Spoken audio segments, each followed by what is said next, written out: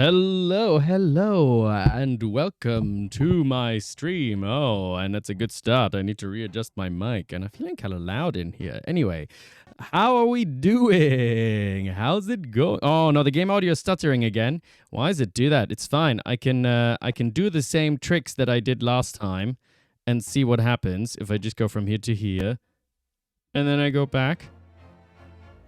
And how are we doing now? Has it fixed it? Has it fixed it? I need to wait for the chat to tell me if it's fixed it. Sounds better. Excellent. Ooh, we've got already, what is that? A new follow. Hold on, this is really small. A new follow. Thank you, Fresno80 something on the screen. But also, good afternoon. Hello, Tysa. Hello, El Carlin. Hello, Noodle Valley. Oh, we're starting with sing mode already here.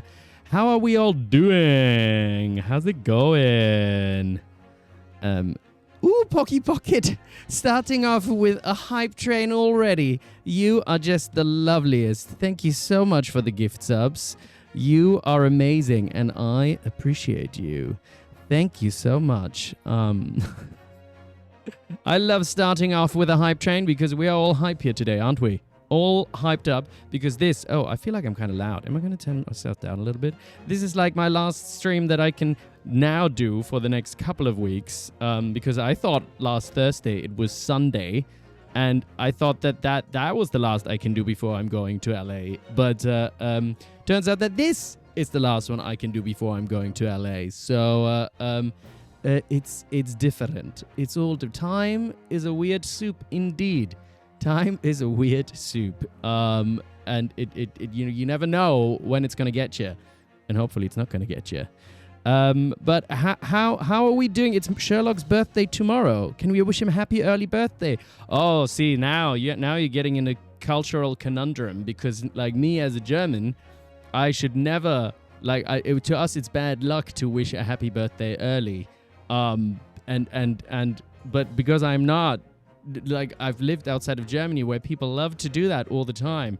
I have like a little like internal thing that where I'm like, I'm not like superstitious or anything, but I also don't want any, like it's always like just in case, what if it is actually true? But also I might be... Ooh, I accidentally pressed the button. How did that happen?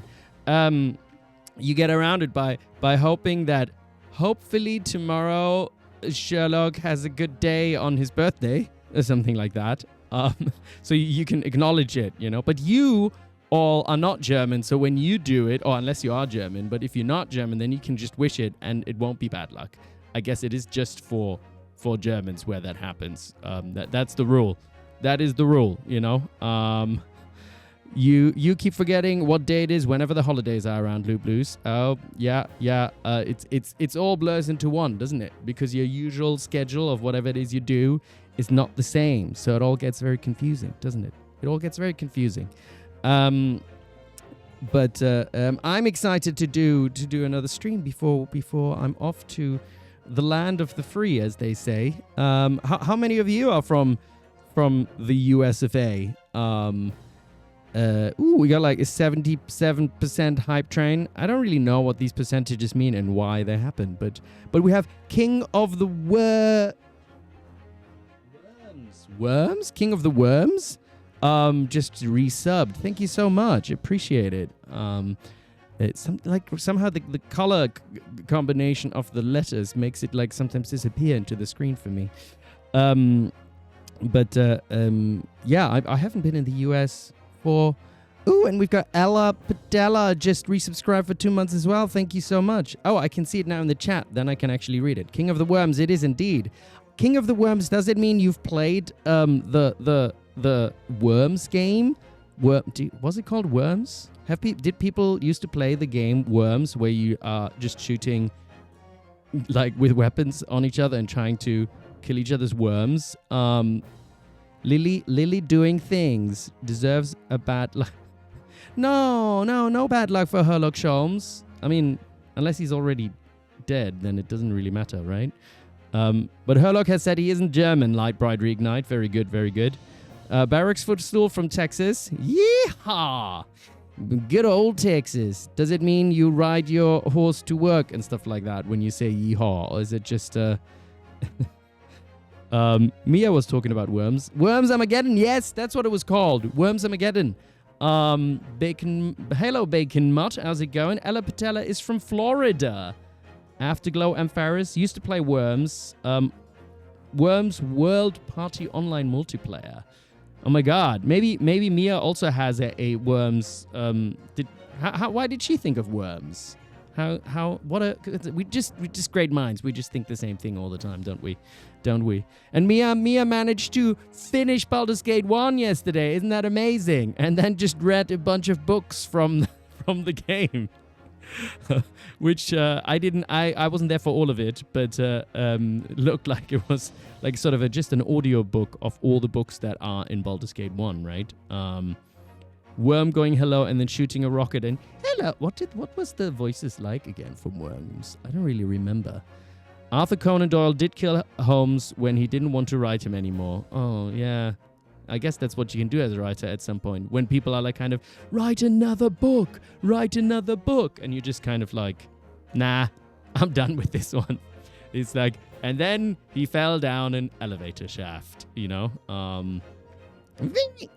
How high were the worm-pitched voices? You were talking about potential community games, as in like with Mia, or... Yeah, we should do a multiplayer. We used to do like LAN parties back when I was a teen. When was this? Quite some time ago. That was back in the 90s, I think, or something. We'd bring our big old PCs, the big old things, and the big old monitors, the CRTs that are like really deep, you know? We didn't have flat screen and stuff, and you had to bring it to your friend's house and then do a LAN party, you know? Back in my day... that's what we needed to use. Laptops. Laptops was for the rich people. You know, we needed like a... I don't think they even had laptops. Maybe they did, but they were still quite heavy, you know. But yeah, long time ago. Can I still remember when I brought my PC to my friend's house and we killed each other with Counter-Strike, sometimes Warcraft or Starcraft and other things too. Okay, that's the end of the song. Thank you. What, Noodle? Do you not enjoy my sing mode? Or is it about the killing that's the problem? It's all virtual killing. It's not real. So it's fine. Who's Don McLean? Is that Don McLean? No. What's the one from Die Hard? You need American Pie, earworming. Did we know that earworm is a phrase that comes from German? I think it does, doesn't it? When I was young, you used to not be able to say earworm in English. People were very confused. Oh, he sings the song. Oh shit, sorry. I'm not very good sometimes at the names of singers. I'm sorry. I don't remember words so well. Names, not so good. Not so good with the names. I have also a thought that I had. Somebody said that there's a thing called escapades. I don't like. You can do escapades that like what are escapades? They are just like extra story stuff, right? So. I still want to continue the case that we're on right now because like I feel like we're in the middle of it. But then after that, I think we can maybe go back to some of the escapades. But we have to like one has to know when the escapades take place, right? And it says here, this escapade takes place as Ryunosuke insisted to visit Lord Stronghut to report on the outcome of Mr. Natsume's trial. Okay, so we can kind of like and we could go back to Kazuma and see what's happened. We have there more information. Oh, we've got a hype chest. We've got another hype chest because we did level 3 hype train. Thank you so much. I appreciate it. We have another choo-choo. Choo-choo. Why does it always say choo-choo? Is that just... Oh, that's because it's a hype train sound. That's a train sound.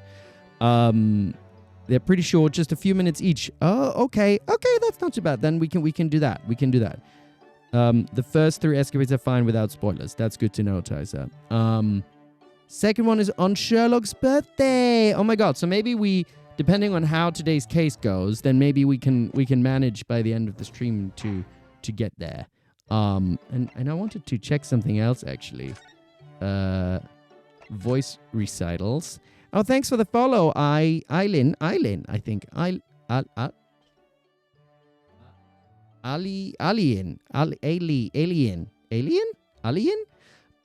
Thanks for the follow.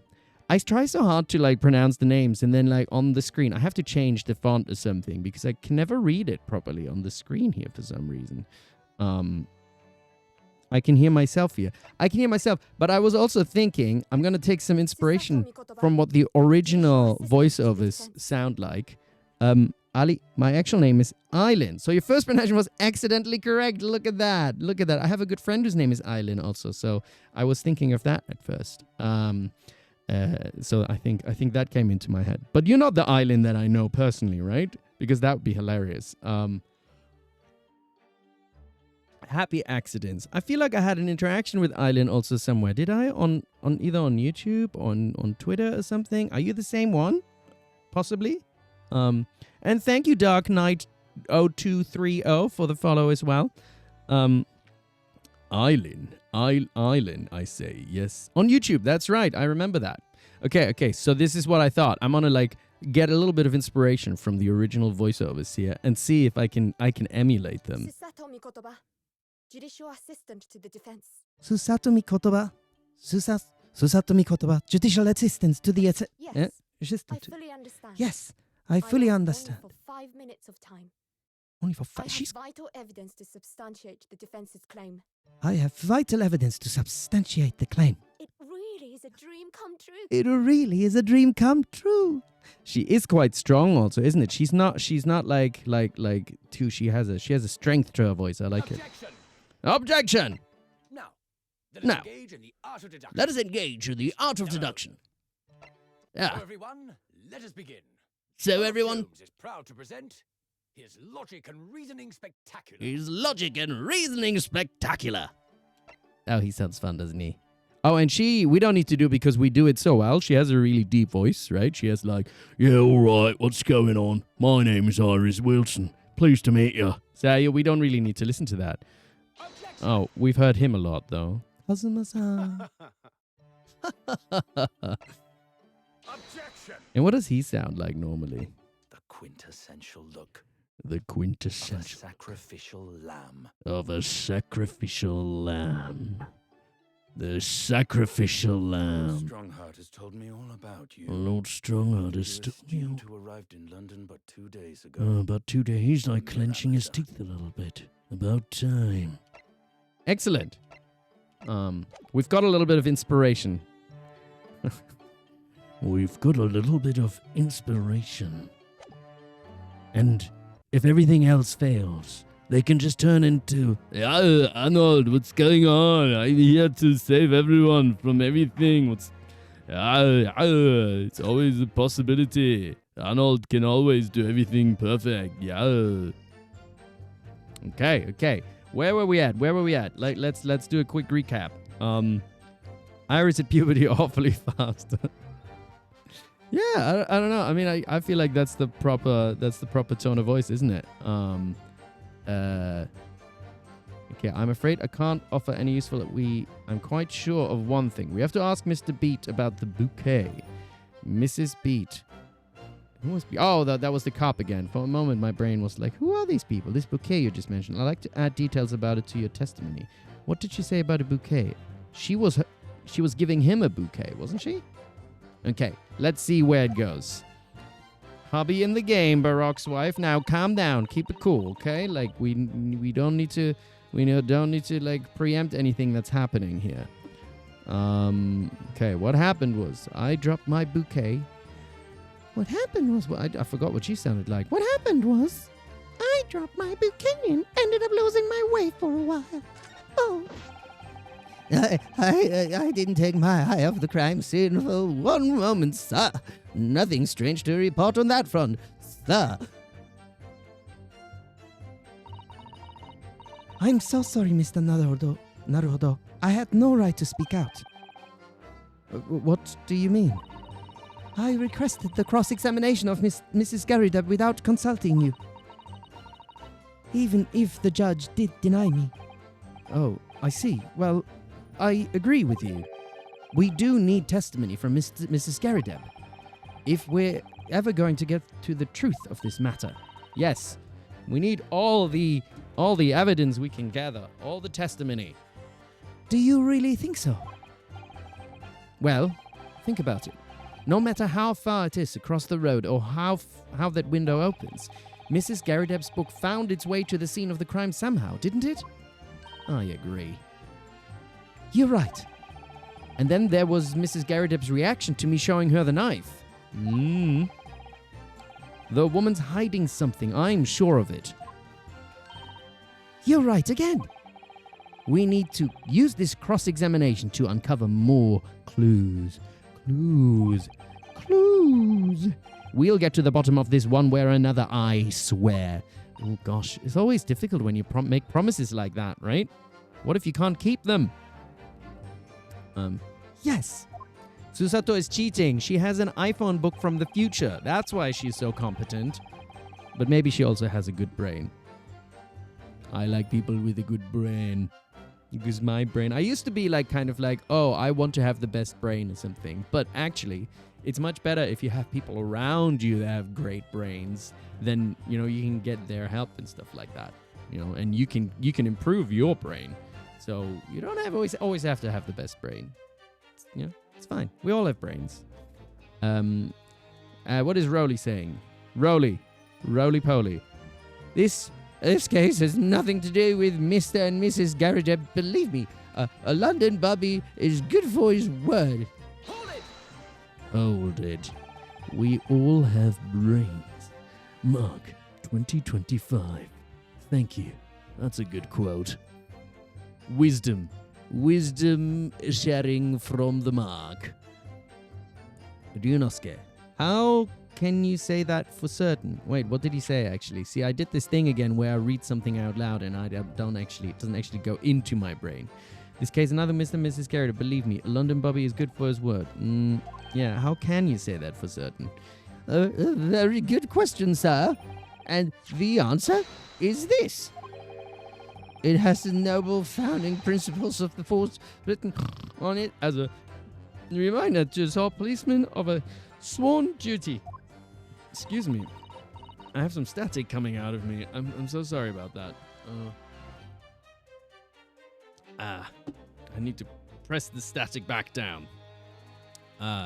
He showed us that before, didn't he? Did he? I can't say I remember. It's again, you and me having the same mind. To patrol the streets of London town and uphold the peace of the common man, it's what the job's all about. And that is why I can stand here today beside my long-suffering wife and tell you a Bobby's good for his word. Well, rubbing my tired eyes, admittedly. Sir? Oh, Rowley, you're so manly. Of course I am, my darling Patricia. Oh, Pat. Oh, Rowley. No, none of this is what I meant. I meant, how can you say for certain that this case has nothing to do with Mr. and Mrs. Garideb? I see, sir. You should have said so earlier, sir. Oh, see, now that someone said that to me, that every time he moves his armband, do people remember that little fun fact?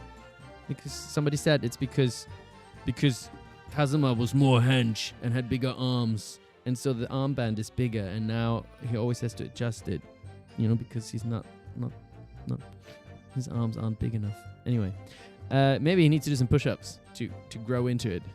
Yes, well, so could you answer the question? That was a waste of time then. Absolutely, sir. I will answer to the fullest of my abilities, sir. Oh, look, we got another first-time chat. Hey, the KG11. Hello, and welcome.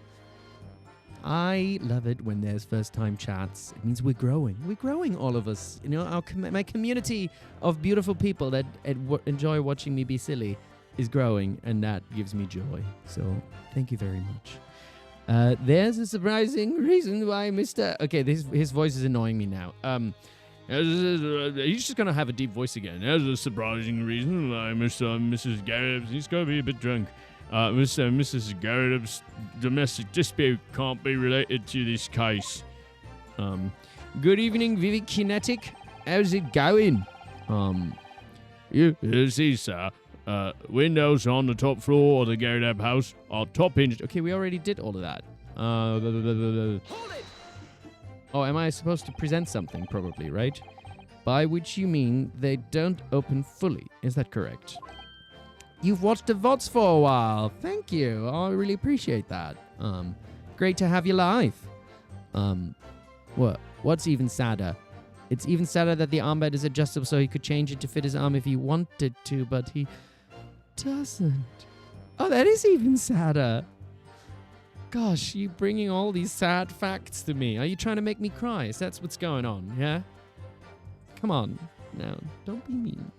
Anyway, yes, sir. They're just there to allow a bit of air through the house, you see. So they're restricted as to how much they open. And therefore, anything thrown out of the window from inside the room would simply strike the pane and fall to the street directly below. For clarity, allow me to mark the map. Well, you've already marked the map. We've already done all of this. Which means I just have to present something, I think, right? I have to go through... No more crying! No. Okay, maybe. They can be crying. Crying is good. It's okay to cry. Sometimes in life you need to cry, and it's fine. It's fine. Would it have been so hard for somebody to mention this top hinged case maybe before? No, Noodle, you don't like the crying? Zero Kronos. You're not ready for crying? It's okay, you know? Okay, wisdom of the Mark. If the crying comes to you, let it happen. And that is fine. And I think I ran out of wisdom. I think something just like snapped. But if the crying comes to you, let the crying happen. But if you don't have to go to the crying, if you don't want to go to the crying. Yep. Wisdom all run out. Thank you. Anyway, well, I have another question for you, Constable. And what will that be? So I've got a new statement from Pat, which I haven't pressed. Thank you for the reminder, Mykonox. Okay. What will that be, sir? Just going to keep pressing. How do you even know? Why would you have any idea what sort of windows Mr. and Mrs. Garrideb's house is furnished with? Okay, yeah, I remember that. He already went there. Wait, have we done this one already? Excuse me. Gosh, what a beautiful voice. Do you have something to add, Mrs. Beat? Sorry? You look, well, delighted. Is there some particular reason for that? Oh, I was just remembering, that's all. We really were so lucky. Lucky? What do you mean? Well, of course I feel terrible for the poor woman who was attacked. Don't misunderstand me, please. But we were just so lucky it didn't happen on Rolly's beat. Oh yeah, I remember that. We already did that because his speed stops right on the other side of the road, right? That's the boundary. Isn't that right, my love? Yes, we can power through this. Because we're a power gamer now. Constable Beat. Wake up, man. Yo. Oh yes, that's right. That's the reason I was helping out with the interview of the... Yeah. The house is on my beach. You see, sir. That really was cutting it close then. Constable, I wonder if you could clarify something. She's getting her iPhone book out. If the Garrideb household is on your beat, does that mean that the pavement next to it is as well? Outside Mr. Garrideb's house, Yes, ma'am. The pavement on that side of the road is part of my beat. I see. I was unaware of that.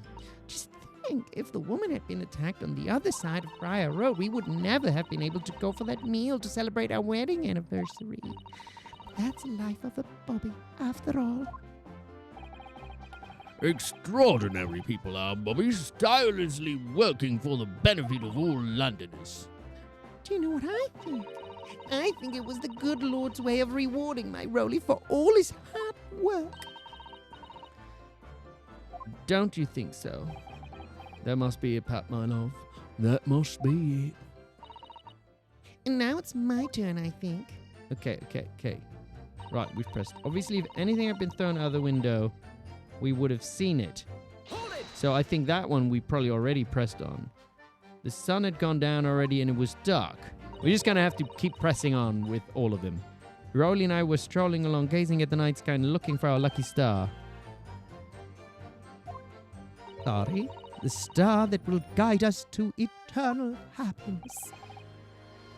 Can't it guide you to answer the question? The bloody question. Come on now. If a flaming book had cut across the sky in front of us, it would have lit up like a shooting... Well, would it have lit up like a shooting star? Maybe. If I'd seen a shooting star, I would have made a wish upon it. Let Roly be an inspector, I would have said, 3 times at least. Of course, what with the smog and everything, we couldn't actually see any stars. In short, are you trying to say that neither a book nor a knife crossed the sky before you? Yes, sir, that is correct, sir. As sure as the night sky in London is starless, sir. Because of all the smog in it. Certainly seems like they're telling the truth. And we saw the poor one, we ran over. Okay, so we had all of that, didn't we? I did leave the scene to go and fetch help, but my trusty Roly was there to make sure nothing was disturbed. Let's remind ourselves also what we have in here all. Have I looked at this one? Oh, I thought I could like twist it around and look at it or something, but I cannot. Any crimes fall under the jurisdiction of the beat in which they're discovered. When a crime is discovered as on a speed, a policeman must assist with initial investigation and help detectives. Okay. We've already done that. We've looked at the book. We've already know that this is the Lions. Okay, fine. This is all fine. This is all good. Okay.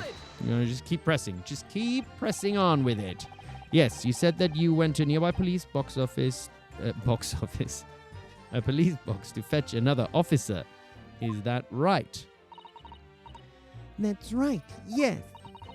If it had been on Roly Speed, I would have known exactly where I was going, of course. Don't feel bad, my love. You can't be expected to know the location of every police box on every beat. So Roly told me the way, only I sort of got a little lost on the way. Patricia, my darling, that's why I love you. Your terrible sense of direction is bewitching to me. Oh, that sounds a little strange. Oh, but... Oh, Roly! So, I suppose I was gone for about 15 minutes. But like I said, my Roly was at the scene the whole time, making sure nothing was disturbed. I was off duty at the time, of course, but a true Bobby is never really off duty, sir. Going to turn into Casanova. Yeah, our little Mr. Beat. What happened was I dropped my bouquet and ended up losing my way for a while. Hi, Captain Kiasi. How's it going? Hold it! We're just like reminding ourselves of what was going on last time. And then we're gonna figure out exactly what's wrong with all their stuff. You mean you dropped the bouquet at the scene of the crime? Yes, that's right. I was so upset when we ran over and saw it was a woman with a knife in her back. That is upsetting. I was so shocked. I dropped the bouquet Roly gave me. It was in a dark spot where the streetlights weren't casting any light, so I didn't notice at first. And then you went to the police box to report it to the policeman whose speeder was on. Yes, and I came back to the scene together with the other constable, you see. That's when I spotted my bouquet again. But the funny thing was, when I went to pick it up, it was nowhere near the victim's body at all. In case you need reminding, Mrs. Pete, the victim is not deceased. I was all flustered for a moment before I heard a voice calling me from the other side of the road. Your husband, presumably? That's right. Silly me. I'd gone over to the wrong side of the street. Although, I'm going to blame the bouquet this time. I can't think how it got there. I really can't. Wait, what? Okay, so the bouquet moved. Okay, hold on. I didn't quite understand all of that. You mean you dropped the bouquet at the scene? Like, yes, that's right. So she was upset. She ran over. She saw the woman. She dropped the bouquet. It was in a dark spot where the streets and then you went to the police box. And then she came back to the scene with the other constable, and she spotted the bouquet. It wasn't near the victim's body at all. She was flustered for a moment. She heard a voice calling me from the other side of the road. Your husband, that's right. Silly me had gone over to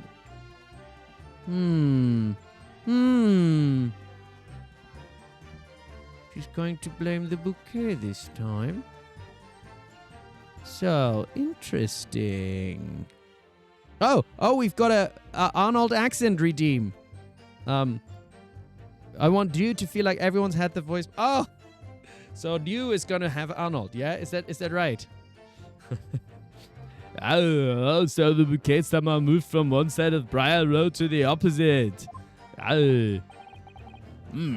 Curious indeed. Isn't it? But the worst of it is, I forgot to pick the bouquet up again when we left the scene. The beautiful Rose Rowley bought me with that change from the gutter. He spent so long collecting. With that change from the gutter, he spent... What change?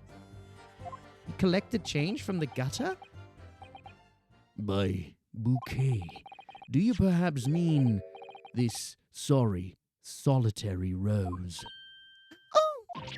Oh, yes, that's it. Oh, that's the bouquet Rowley bought me for my anniversary. Our anniversary, I mean. Sorry, I was just thinking about myself. I don't know how that happened. With old bits of change he found in the gutter. Maybe. Wait. That was wrong. Maybe just call it a rose. Oh, Blob, you don't know who's Arnold? Of course it's the Ryunosuke. This is very clear. Tell us, Lord Ranzix, where did you come by the flower? According to the reports by the police officer in charge of the crime scene investigation, it was found on the edge of the pavement in front of the Garrideb household.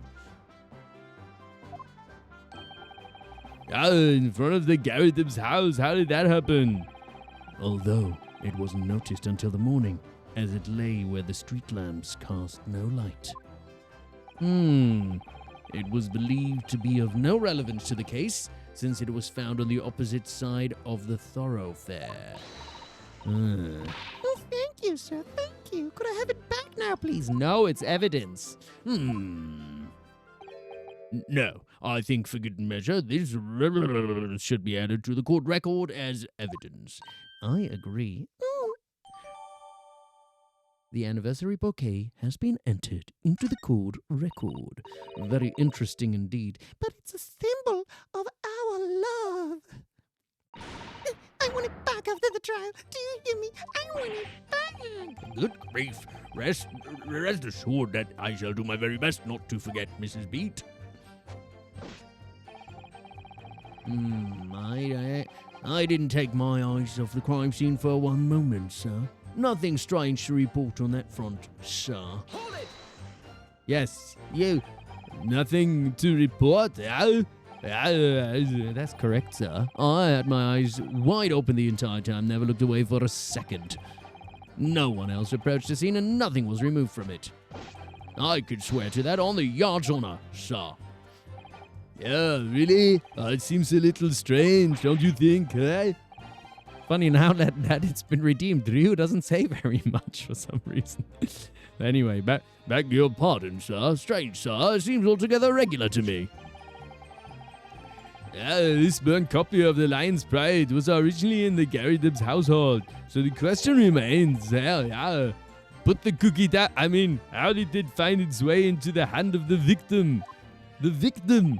Can you shed any light on that, seeing as you were at the scene of the crime the entire time? Huh?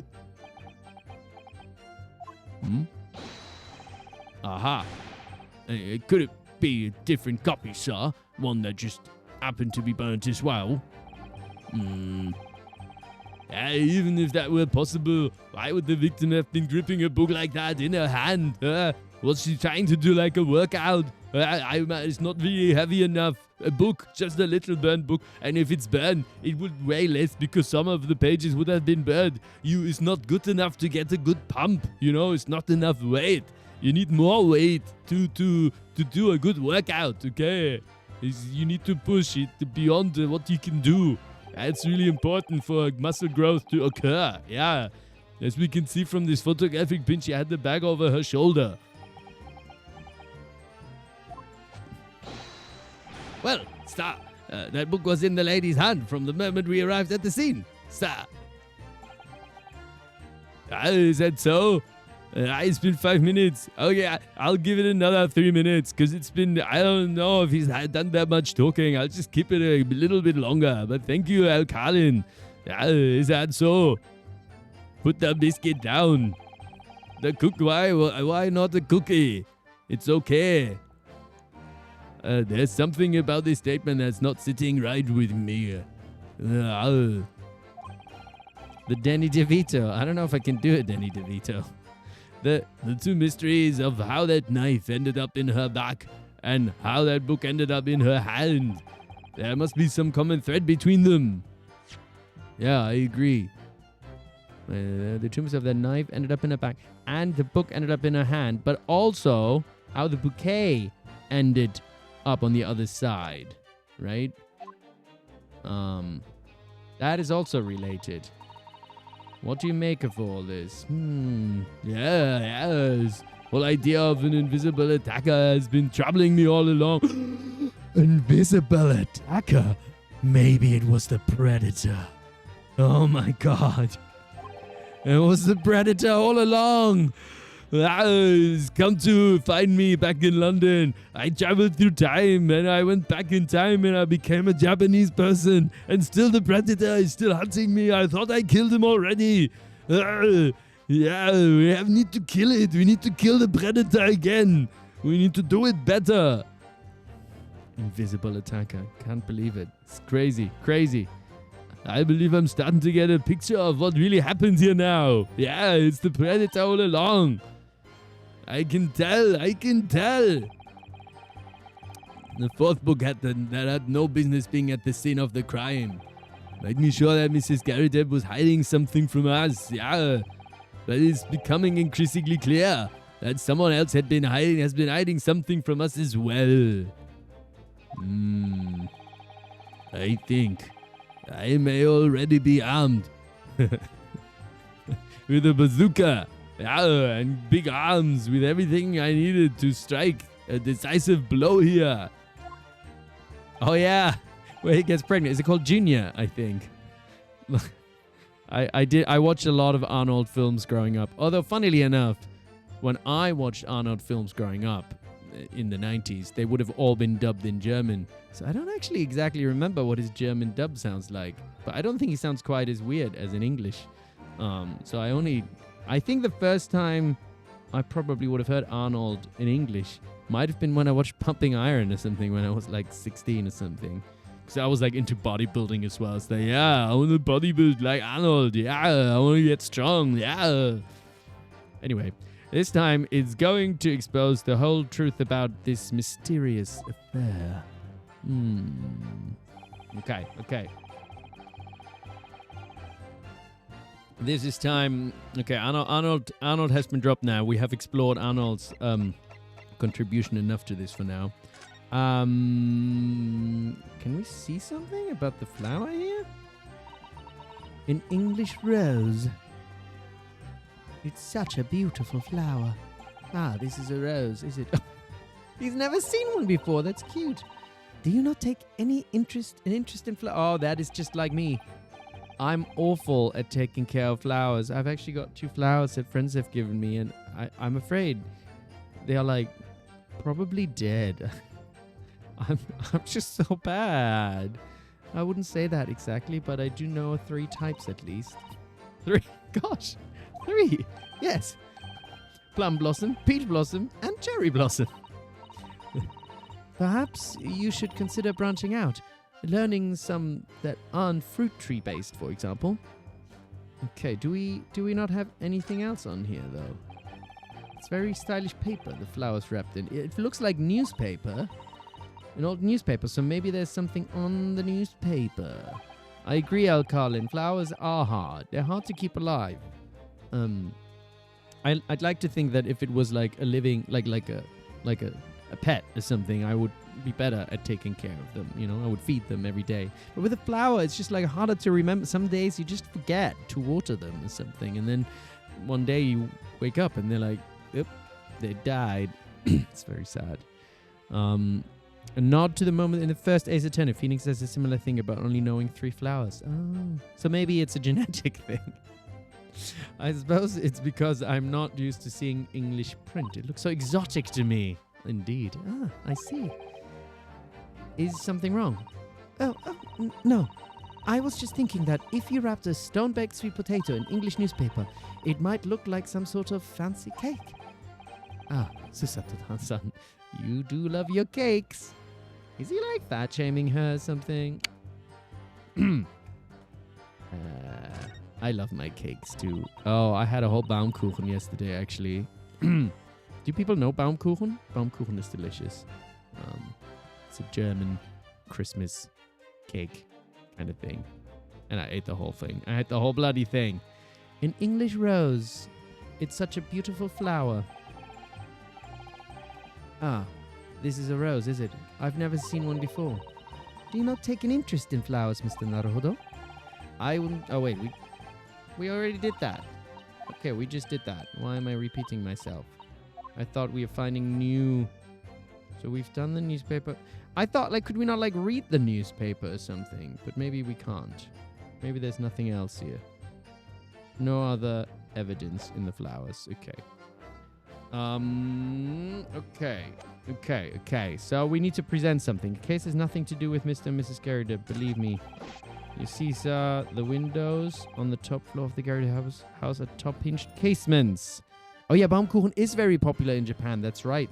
And they do call it Baumkuchen. Because in English, it's like translated as like tree cake. But if I say tree cake, nobody knows what I'm talking about, right? Like tree cake, that doesn't... Or it probably doesn't refer to the same thing. Obviously, if anything had been thrown out of the window, we would have seen it. No, it's not... I don't think it's like a log cake. That's what I mean. I think it's different. I think a log cake is a different thing from the German Baumkuchen. I think. But maybe other people know better than me. It's basically like Baumkuchen is like how it's made. It's like you have like a pole of some sort, and then that gets dipped into batter, and then that gets rotated sort of in front of a fire to bake it. And so you have like one layer of cake on the pole, and then it gets dipped into batter again, and then in front of the fire again, and then you have a second layer. So you keep repeating that over and over again. So you basically, and then in the end you slide it off the pole, and then you just have like a cake that's layered with multiple layers of cake essentially. So it's a bit like a pancake layered cake or something like that, but it's very good. It's very good. Yes, eat it in Japan when you're there, Taisa. It's delicious. It's delicious. I love it. So much so that I had a whole bloody thing yesterday. I'm a fatty. It's fine. I did leave the scene to go fetch help. My master really was there to make sure nothing was disturbed. What happened was I dropped my bouquet and ended up losing my way for a while. I didn't take my eye off the crime scene for one moment, so nothing strange to report. Hold on a minute, though. So should I... Nothing strange to report. Yet the flowers ended up on a Okay, I'm gonna save maybe, but I feel like... Oh, thanks for the follow, the cage something. The cage 11, I think it says. Thanks for the follow. Okay, hold on. We're gonna save. And somehow, I feel like the flowers could be presented as evidence for that something strange did happen. I'm gonna say that something strange happened. Music stopped! Music stopped!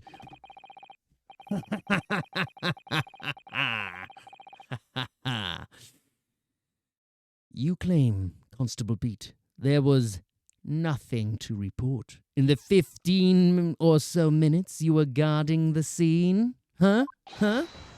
But that cannot be. Huh.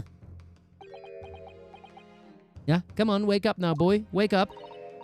What do you mean to say?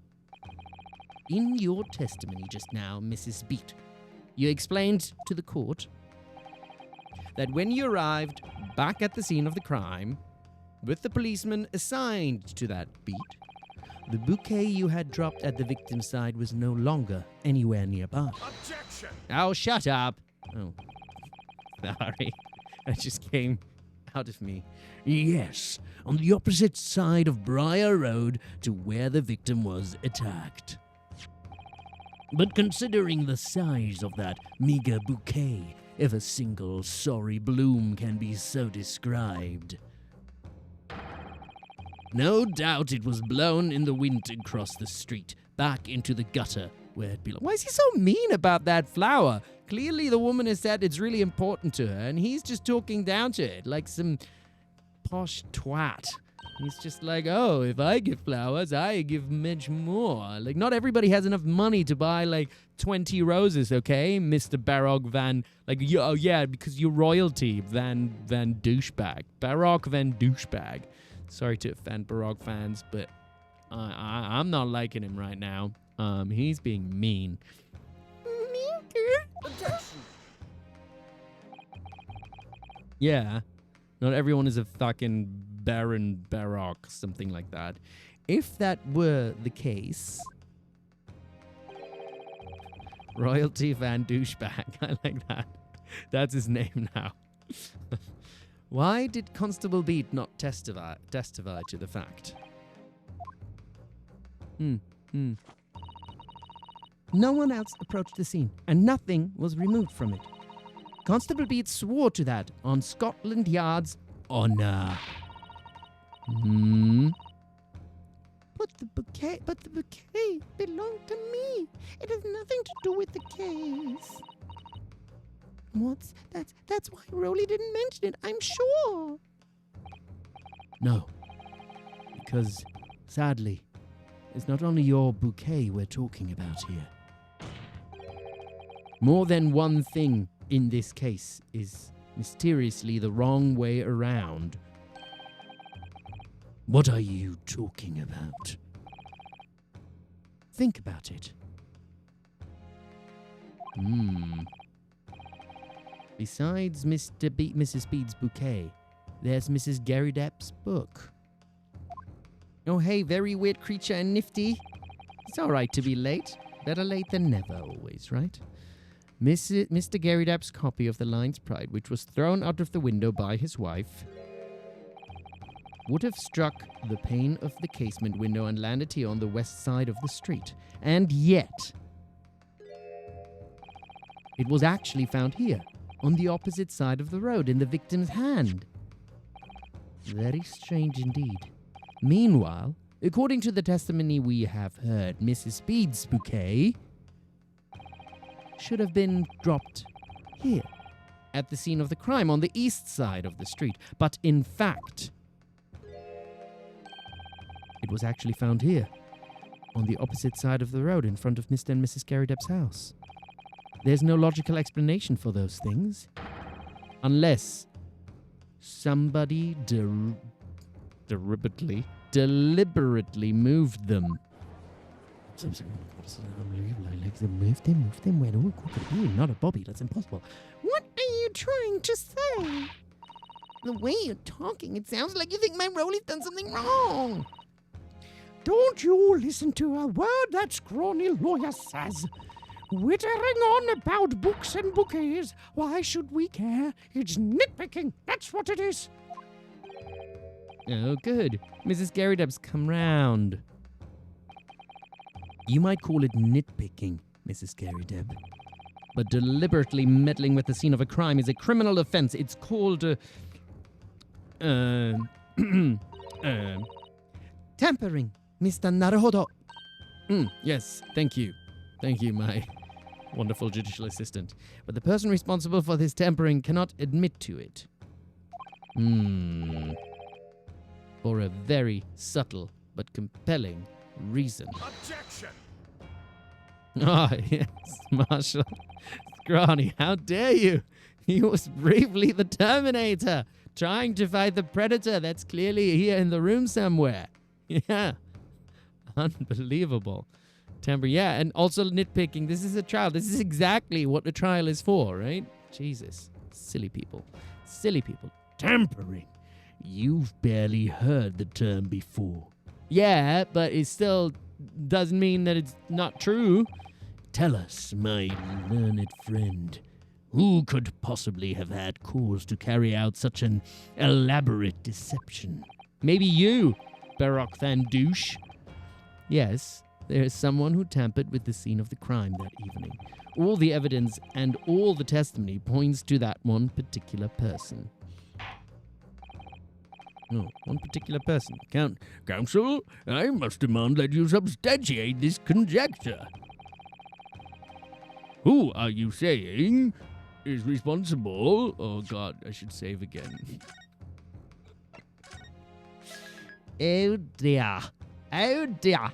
Who could have done this?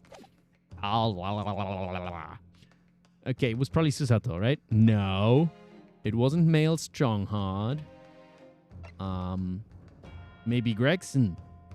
The detective inspector in charge of school. I mean, it could have been her.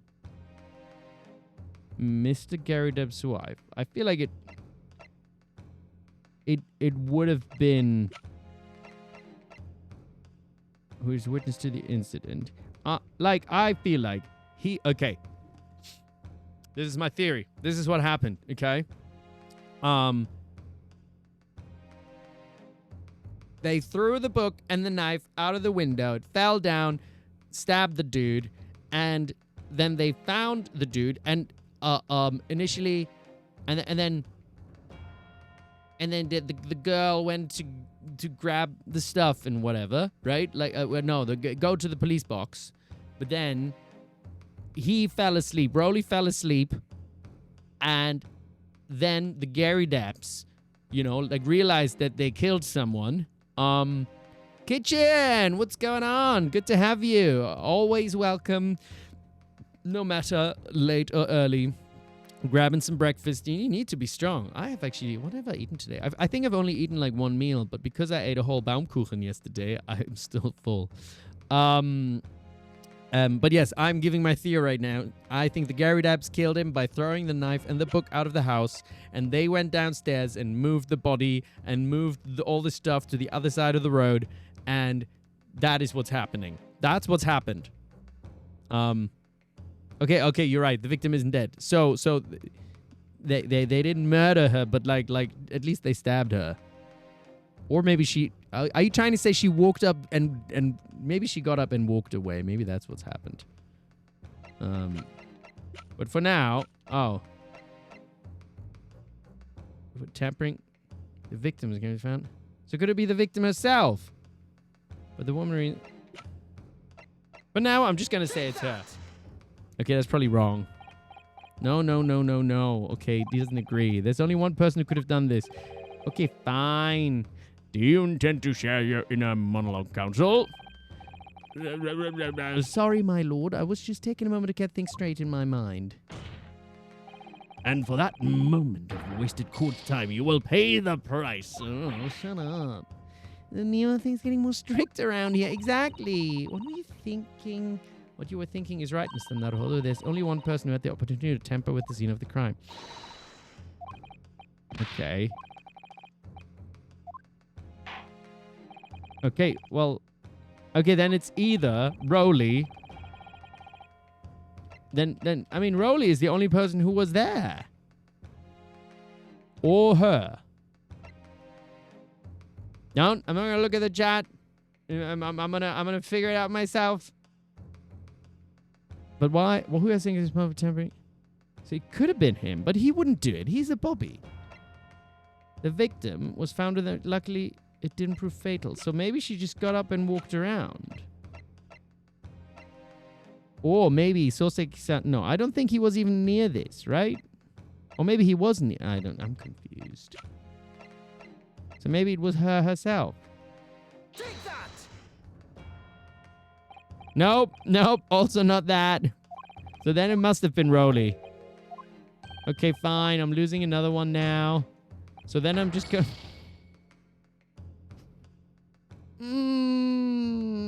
I messed it up.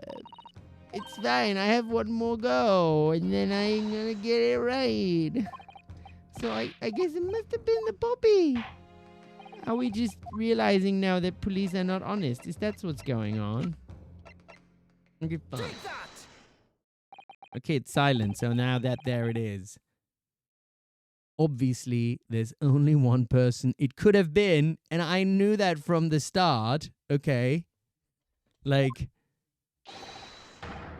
Constable Rowley Beat. It was you. What? A policeman? A member of Scotland Yard? What nonsense. Why would my Rowley do something like that? There's no one straighter than my husband. No Bobby works more tirelessly for the people of London. Mr. Beat. So then maybe he did it because he wanted to move that body away from his beat because he didn't want to deal with the paperwork. Is that what's going on? You said in your testimony that your husband asked you to go to a nearby police box to fetch the officer on duty. The 15 minutes that you were absent from the scene is the only opportunity anyone had to tamper with it. You're making it up. It's all nonsense. It's all lies. What about that Japanese man with the whiskers? I bet it was him. He did it. No, that is racist. It's not, but it's fine. If that was true, Constable Beat would have seen him do it. It's true. And forgive me for pointing it out, but when you dropped your bouquet, Mrs. Beat, it was after the defendant had fled the scene. Well... Objection! Objection! First, you make accusations about the landlord and his wife, and now you incriminate a policeman as well. But your accusations lack one very important thing. Oh, bye, Tysa. You're heading out for the day. Have fun with your day. See you soon. Well, accusations like one important thing. What does it? You claim the crime scene was tampered with. But there is only one reason anyone would commit such a reckless crime: to hide something. That's right. He's right. But my husband and I just happened to be there. That's all. So why would we have anything to hide? It doesn't make sense. You've offered no motive for this alleged tampering. And until you do, your accusations are nothing but empty threats. Constable Beat had a very good reason for wanting to tamper with the scene of the crime. That's the key to this entire affair. I mean, I would say that it's because he wanted to move the body away from his beat. Have you managed to solve this mystery? Because he didn't want to deal with the paperwork. Counsel, you have made a very serious accusation against a London police officer.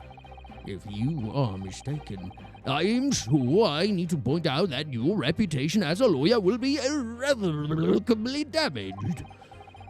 With that stark warning in mind, you will now explain to the court the motive for this alleged tampering. Yes, my lord.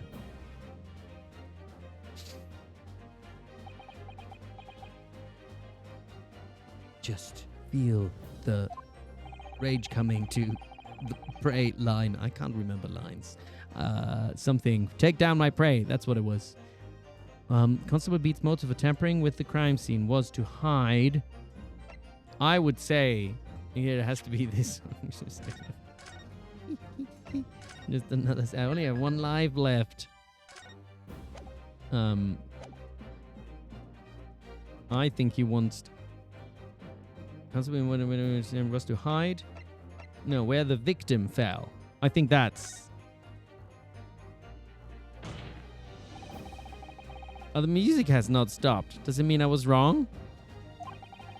Where the victim. That is why this puppy had to cover up at all costs? What? Where the victim fell? You mean where she was attacked? What are you talking about? We told you at the very start, didn't we? On the pavement of Briar Road. We saw it happen, remember? It was right here, as if anyone didn't already know. That's certainly what everybody has been led to believe. But in fact, that isn't where the victim was stabbed at all. What?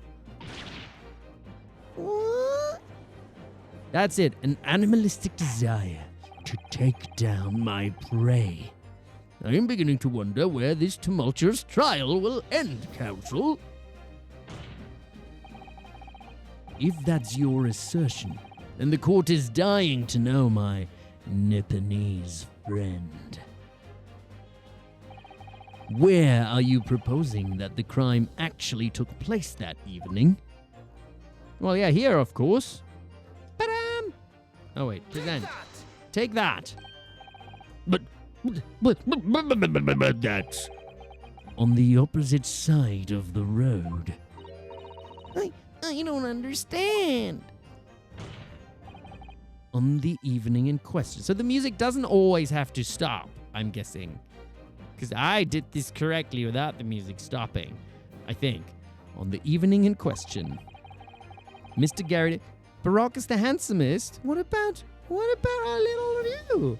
Like the one right here. He's pretty handsome too, isn't he? Isn't he? Mr. Garrideb's book fell directly from the open window above. Oh, Dio is the cutest. Okay. Dio is also very handsome. Okay. Good save, everyone. And your bouquet, Mrs. Speed, never moved at all. What did move was the scene of the crime itself. Good gracious! Well, wasn't so the scene of the crime impossible? Objection! Perhaps you haven't been listening to the ample testimony the court has heard. But these witnesses both saw the moment the attack took place. That's right. I saw it with my own eyes. Is he still asleep, yo?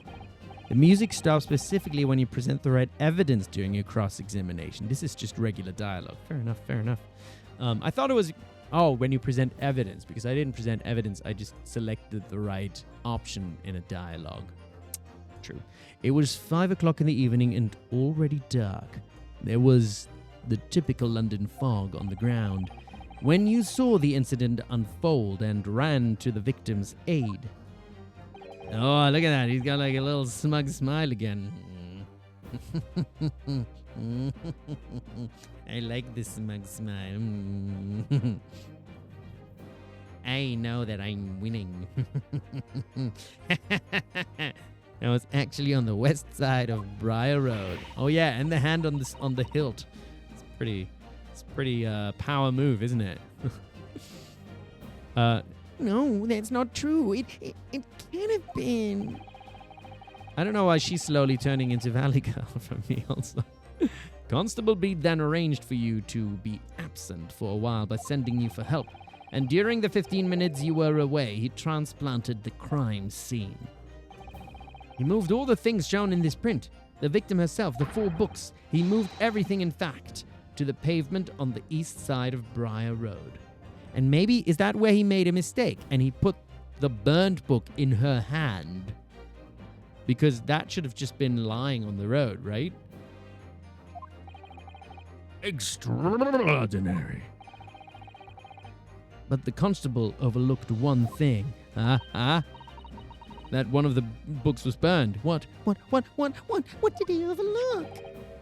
Oh, no, the bouquet. The bouquet, I presume. Exactly. But I think also, why would she have been holding the burned book? The prosecution told the court just a few minutes ago about the discovery of the rose bouquet. Lord Van Ziek said it wasn't noticed until the morning, as it lay where the street lamps cast no light. Yes, it couldn't be seen in the dark, obviously. Which is why it was only the bouquet that was found in its original position on the pavement on the west side of Briar Road. And that is the defense's theory about what really happened that evening. How do you respond? Constable Rowley Beat? Wake up now, come on.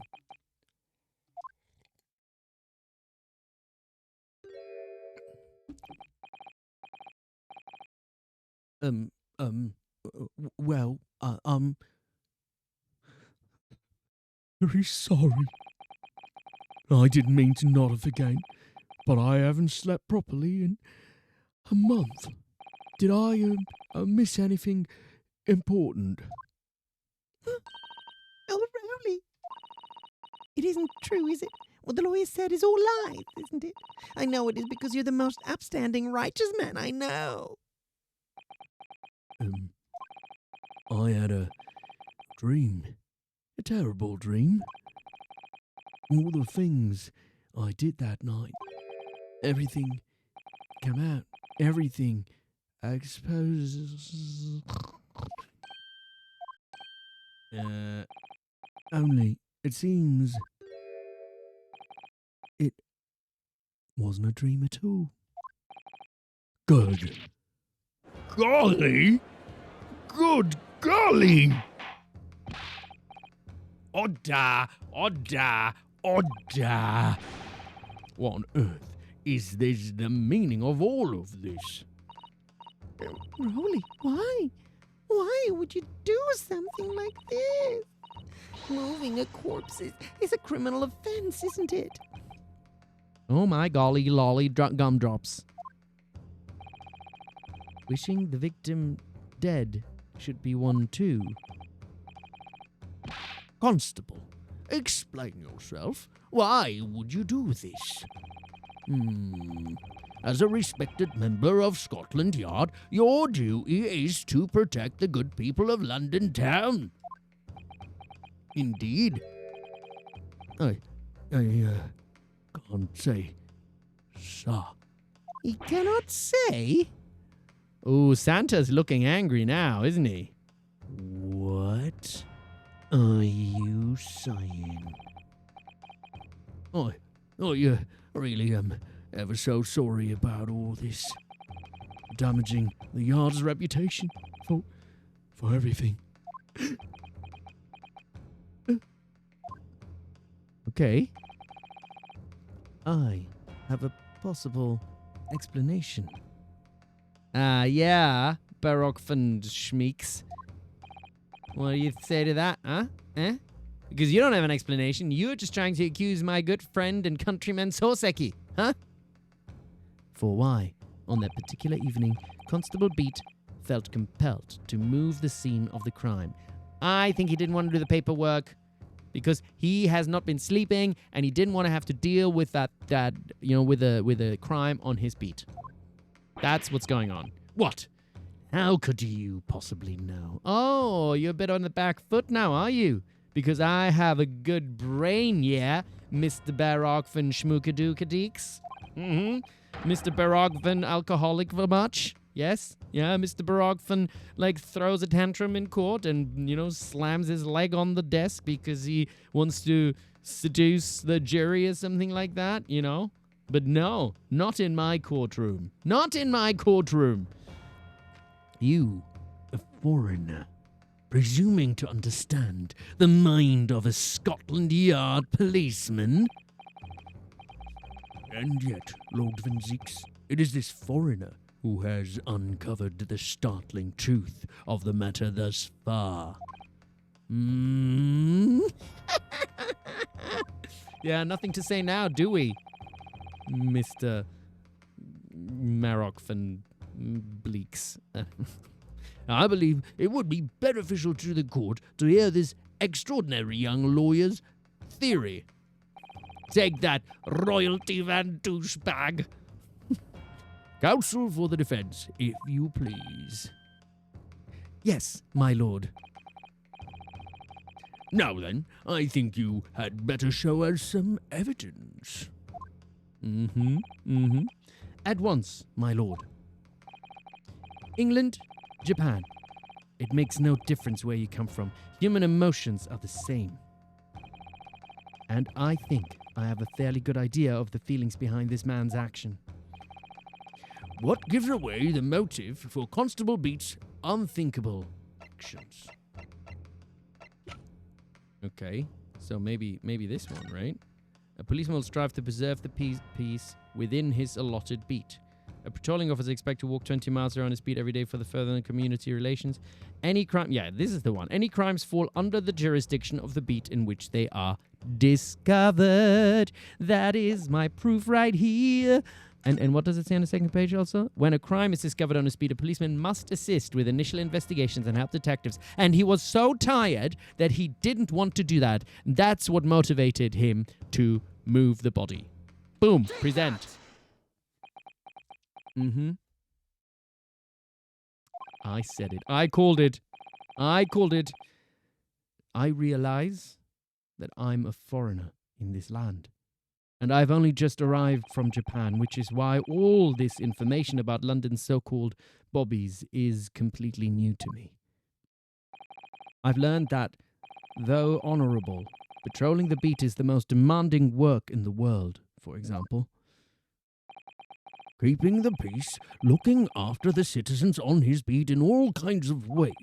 There is no doubt that the young bobby in charge is charged with a great deal to do each day, certainly.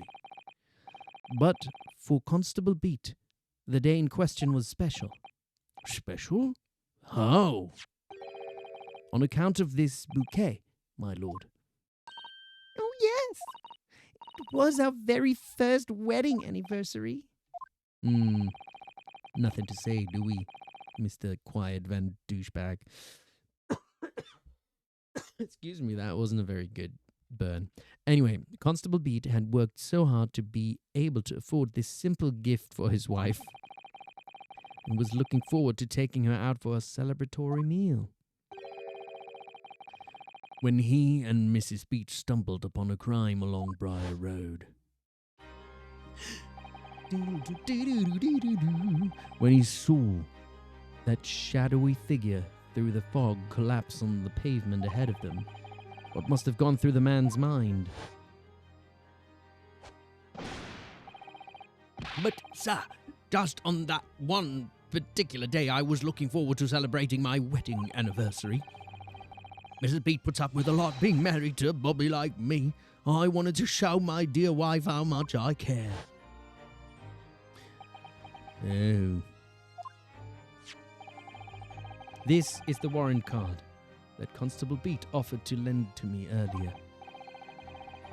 Inside, among the rules for patrolling policemen, it says, when a crime is discovered on his beat, a policeman must assist with initial investigations and help detectives. Aha! Santa is figuring it out, isn't he? Constable Beat. Is that, or is that not the reason why you moved the whole scene of the crime that day?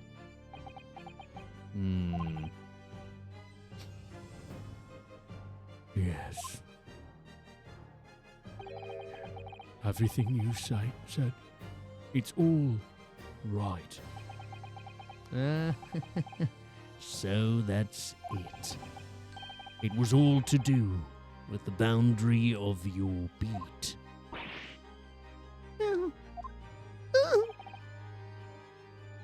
Exactly.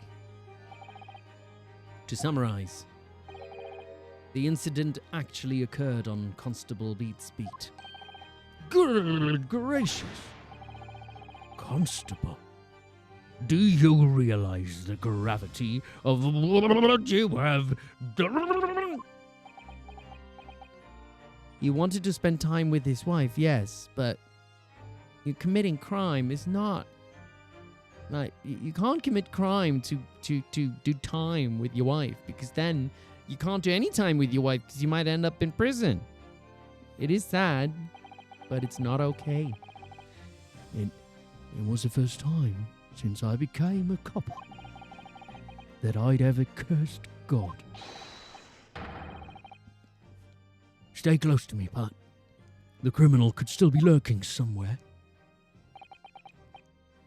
As we ran over to the scene, I had every intention of doing my duty as a police officer. We've got to report this to the station as quickly as possible. But then it dawned on me. I realized where we were, where the victim was lying, and what that meant for me. When a crime is discovered on a beat, a policeman must assist with initial investigations and help detectives. Why here? Why did this have to happen here? And why tonight of all nights? Why? Oh. I can feel his sorrow. It's a copper's job to guard the scene of the crime, so I told Pat she'd have to go to the nearest police box and fetch whoever was on duty there. It was then, when I opened my mouth to speak, it just came out. Couldn't believe the words that were coming out of my own mouth. This is the next beat to mine, Pat. So you'll have to go to the police box that covers it. Turn right along Meerschaum Street and then...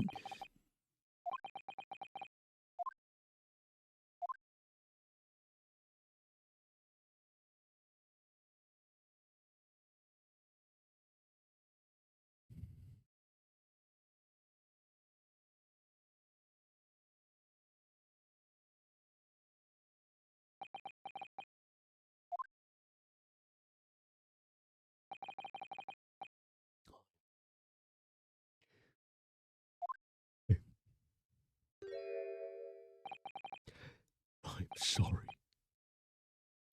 I'm so sorry. Oh, Constable. I just wanted, just that one night, to take my Patricia out for dinner. Oh, Rowley. Just that one night. You knew that if the incident was on your beat, your evening of celebration would be ruined. And so you decided to move the entire crime scene outside your jurisdiction. Hi to Villa X. Thank you for the first time, Chad. Sorry, it's a sad one. Just across the street, to the east pavement of Briar Road, which falls under the neighbouring beat's care. You see, I thought, well, I was sure the victim was dead, you see. I beg your pardon? Oh, of course you did.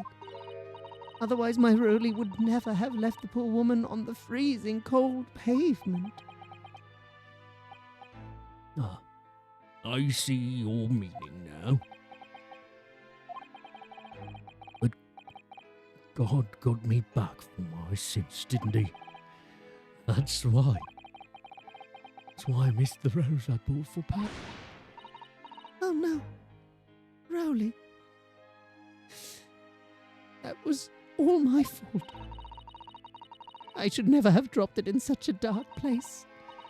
I'm so sorry, Rowley. And can you tell us, Constable? How many books did you move from one side of the road to the other in total? Oh, 4. It was. Yes, sir. Definitely 4. 3 of them dropped by Mr. Natsume, and the 4th being the one that fell from the window upstairs in the Garrideb household, of course. But what made you place that book in the victim's hand? When all the others were scattered haphazardly around, I mean. Oh, well, sir. That's because that's how I found it. How you found it? What do you mean? When we first ran over to the scene, the victim was already holding the book. So, when I moved everything, I made sure it was still in her hand. You are sure it was this book, The Lion's Pride, that the victim was holding? Oh, yes, sir. No doubt about it, sir. Interesting. The 4th book's information has been updated in the court record. Did he not even try to check if she was really dead? Yeah, you'd like to think that a police officer would be able to check for a pulse, wouldn't he? Whoopsie. I thought it was an open and shut case at the time, you see. There were only the 2 people at the scene, and Pat and me both saw it happen. However, which way you look at it, it had to be the fellow who ran off who'd done it, I thought. I couldn't see the harm, really. I didn't think moving it all over the road would make a jot of difference. I suppose this is it for me now. I've had it.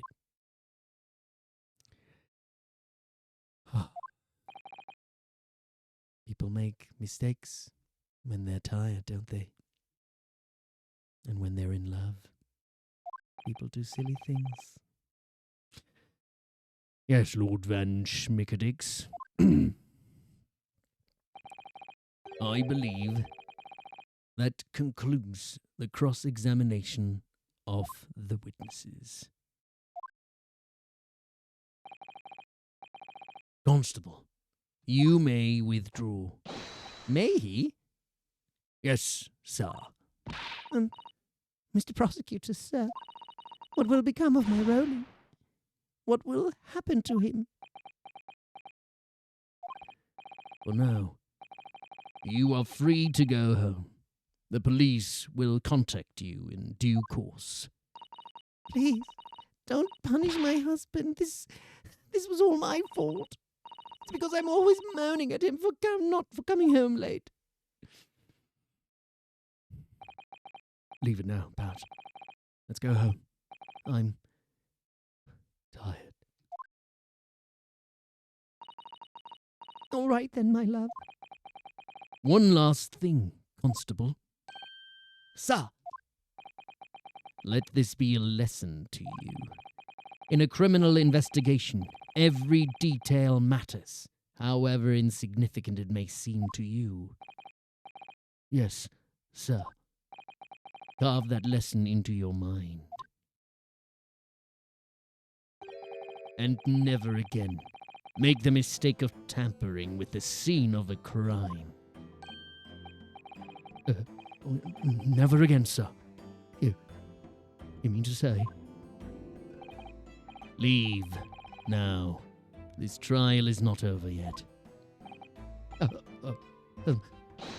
Sir! All right. So he's not going to be fired quite yet. Is Barok...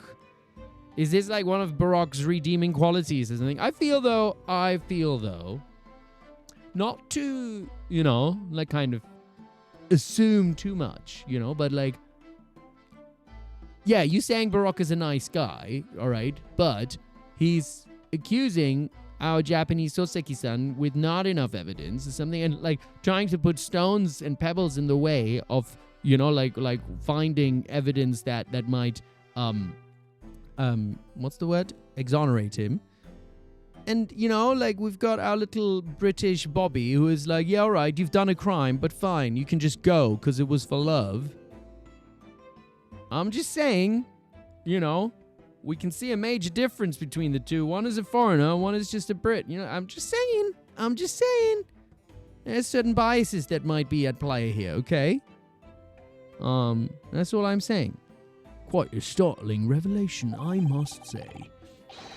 Who ever thought of a third party transplanting the entire scene of a crime like that? Indeed, my lord. Nevertheless, there are some immutable facts here, principally. We do have a little ad incoming, I think, and if it does, I might take a wee break, and that's what's happening right now. So I'm gonna take a wee break. We are halfway through, and then I'll be right back. And I put the BRB. I still have to change my screen to a not Christmassy BRB screen, but for now it's still Christmas time. So here's a Christmas BRB screen. And here we are, back. Welcome back, or welcome me back. I'm back. So that's where we are. All right. So we've figured out that Rolly was lying. Now we just need to figure out. I mean, I feel like we've already figured it out. I think it's the knife that came out of the window that caused the not the murder, but the woman to fall down. So let's see if that's correct. That is our theory. At least mine. Indeed, my lord, nevertheless, there are some immutable facts here, principally that the accused, Mr. Soseki Natsume, is the only person who could... See? Like, he's letting off our Rolly like that, and, like, he's still saying, oh, yeah, it's definitely Soseki. Screw you. Objection! Yeah, thank you. Objecting to that straight away. No, I disagree. Schmarog van Blubeldiep. Now that we know the true scene of the incident, there is someone else. Another person who could be responsible for the knife in the victim's back. Forgive me for being presumptuous, but I believe the prosecution is probably well aware of this possibility already. Lord Van Zeeks, is this...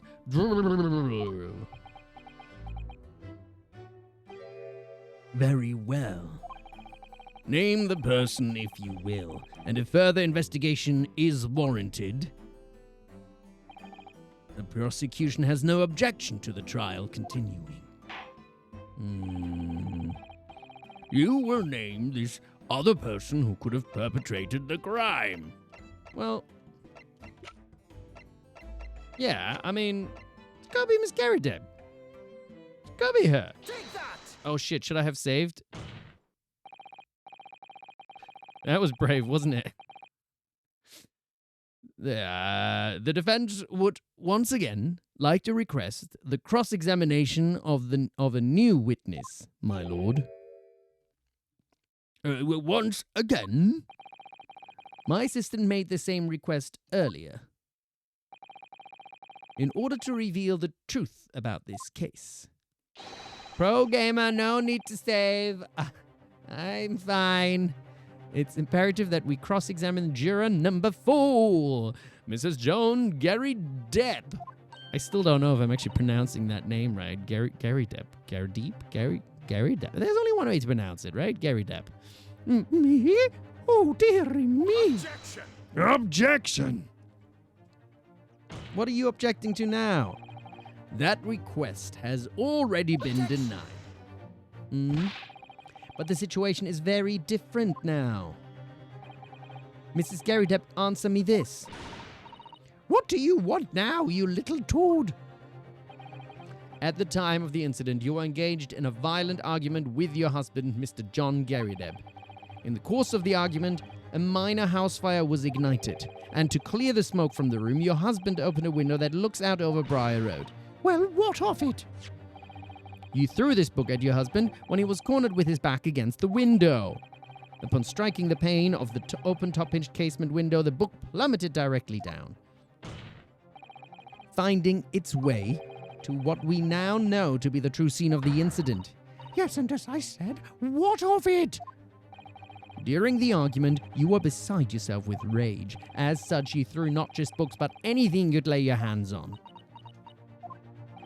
So, let me ask you one more time, Mrs. Garydeb. This knife, the one removed from the victim's back, have you really never laid eyes on it before? Oh, Yeah. I don't recall it. Seriously. Am I supposed to remember everything I picked up and threw at my husband? And anyway, the man over there in all that regalia said members of the jury needn't testify, didn't he? Wow, she sounds guilty as fuck. Conveniently, yes. Objection! Shut up, you. What are you objecting to? No, I have no right. Oh, okay. Okay. For once, he's actually agreeing with me. I have no recollection of saying that at all during him before. Oh, Make no mistake, you jurors are not special in any way. You are not immune to the judicial process. If you know something about this knife, madam, let the truth come out. Okay, fine. He's finally doing his job for once. Jesus. but that's just a common garden knife. It could have come from anywhere. We have several like that at home. If one went missing, how would you expect me to know? What's That? Are you joking? What are you saying, please, Mrs. Garydeb? Ah, she sounds guilty. Now, you listen to me. I refuse to believe all this nonsense. Now, I couldn't bear the thought that I'd injured someone. I couldn't bear it. No, she doesn't deserve. She is an abuser. She, abused her husband as well. She's, throwing shit at him. I'm sorry, she's a violent woman. I do not pity her. Sorry. Just because you, fly into a jealous rage doesn't justify you throwing bloody knives at your husband and, setting your house on fire. That is not acceptable. I do not know. No sympathy. So, yes, I want evidence. I want to see hard evidence if you're going to insist on this being my fault. You're going to have to prove to me that I threw that knife, if that's what you think. Come along now. Chop, chop. Do your worst. Oh, I'm gonna enjoy taking that woman down. Well, Mr. Naruhodo? If I had evidence like that, believe me, I would have thrown it at her already. Then take the stand, juror. Oh, The prosecution does not object to the defense's request to cross-examine this woman. Oh, maybe he does actually want to find the truth. Thank you, Lord Van Zeeks. I'll use your proper name for now.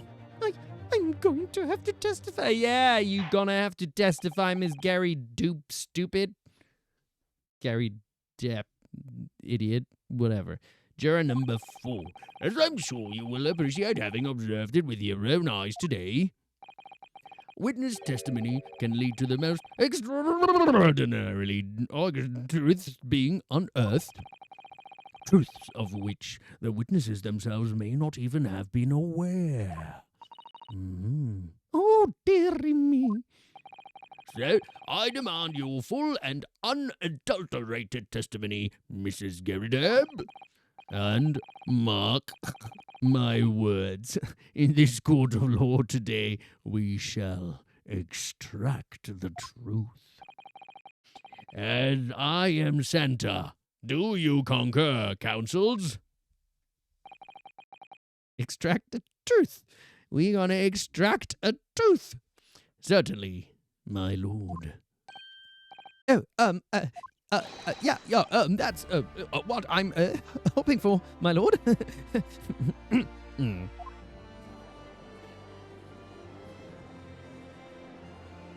All right. Oh, look. Looking handsome again. Got like a little close-up here now, is it?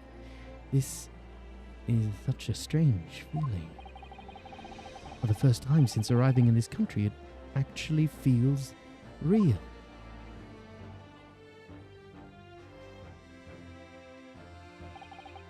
I'm here, in the Old Bailey, and I'm a lawyer. Isn't it cute? He feels accepted. He feels like he's found his calling. Witness, state your name and occupation. Oh, yes. My name is John Garrideb. And, I'm a juror. And, oh, she is just piss poor. Piss poor performance. Miss Garrideb. Mrs. whatever. Sounds like she doesn't even know if she's a housewife or a maid or what anymore. The court has decided your testimony is required in order to clarify matters in this case. Do you understand, madam? Yes, my lord. You will tell the court everything that took place in your household on the evening in question. And I warn you, do not attempt to hide the truth. Oh, dearie me. Chin up, Joni. Nothing to worry about now. Ah, it's her husband. Oh, I didn't know you were here, John. Wasn't only you in the room that day, old thing, was it? Rather think I ought to testify as well, don't you? But what about your knee, dear? Don't you worry about that. Hardly notice it. I'm not the sort of chap to leave a comrade to face disciplinary action alone. Oh, John. I presume you are Mr. Garrideb? Yes, sir, former second lieutenant of the 3rd Regiment of the 4th Northumberland Fusiliers, sir.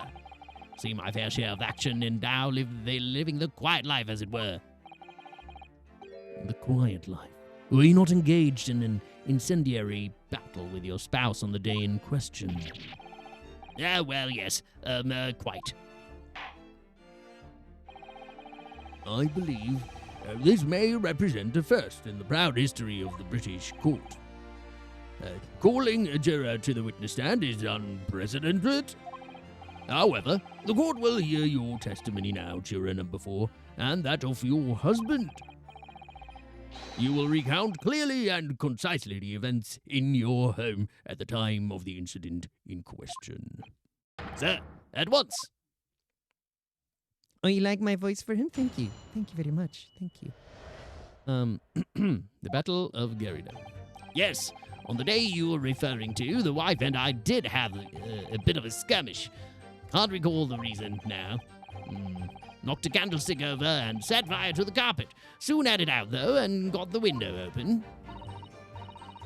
Meanwhile, I was picking up whatever I could find to throw at him. Plenty of knives around our place. Can't say I'd notice if one or two went missing, I'm afraid. If that bally thing in the victim's back really was one of ours, you'll have a job proving it, I think. They're quite combative, aren't they? as like people that have been accused just now. It sounds as though it was quite the battlefield in your household that evening. Although an entirely one-sided assault, it seems. The enemy caught us on the hop, sir. I had no choice but to dig in and take defensive measures. To be honest, if the enemy had kept shelling us for another minute, we'd have been toast. Of course, a veteran such as myself is only too aware that on every battlefield, you're just a gnat's whisker from death at any moment. Oh, I still have to pipe here. Are we still talking about a marital quarrel here? Well, I must say, I'm dubious that this testimony will shed any light on the origins of this jackknife. In combat, one's focus narrows such that surroundings are barely noticed. These witnesses may not be able to offer anything more than they have testified already. This may be dead end. Then Zeeks may well be right. Well, whatever the chances, we only have this last cross-examination to uncover the truth, Mr. Naruhodo. Yes, I'm afraid so. Oh, hi, Jupiter from TV. How's it going? Very well. Counsel, begin your cross-examination.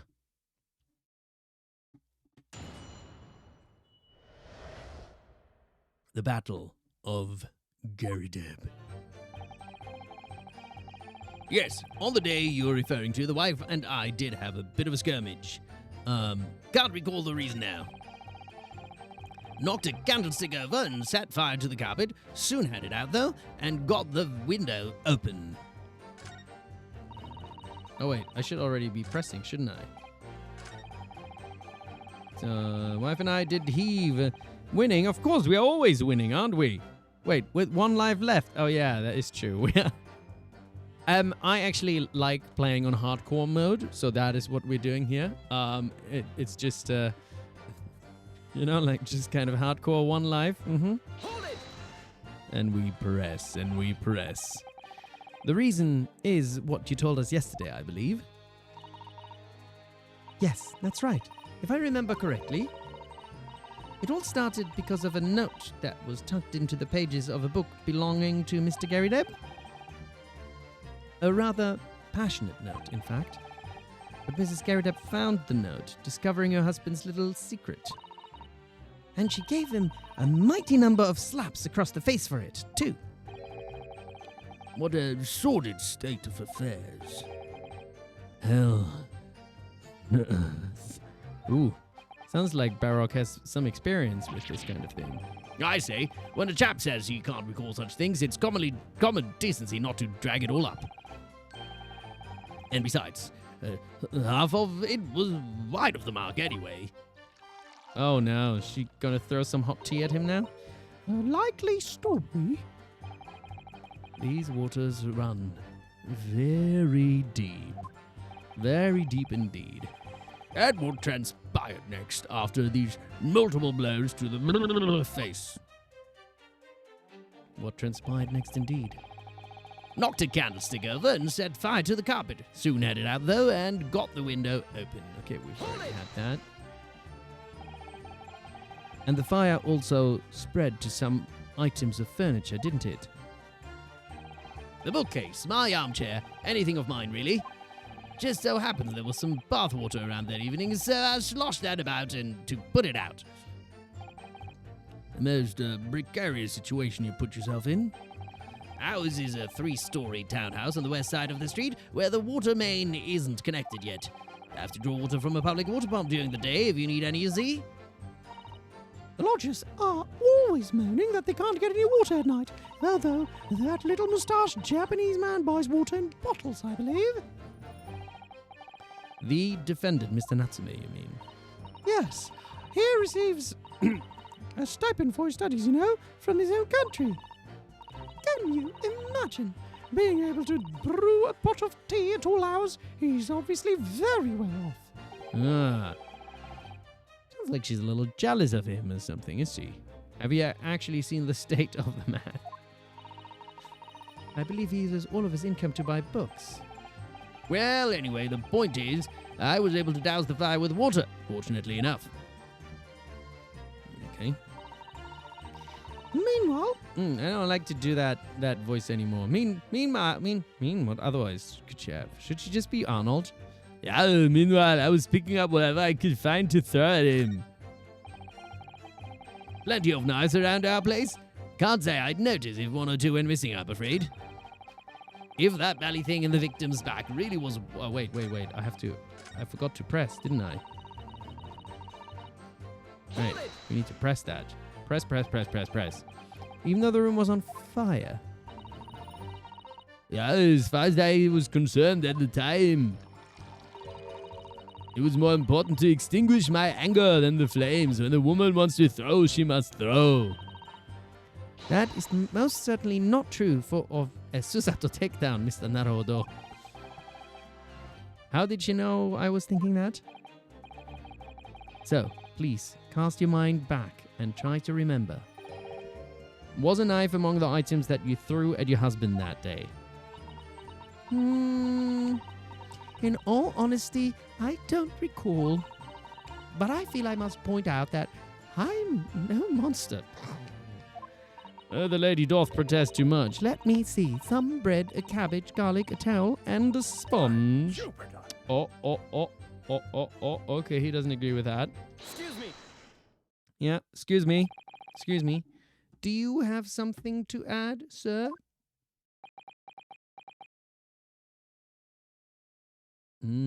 Oh, Kazuma Asogi has entered the chat. Is that right?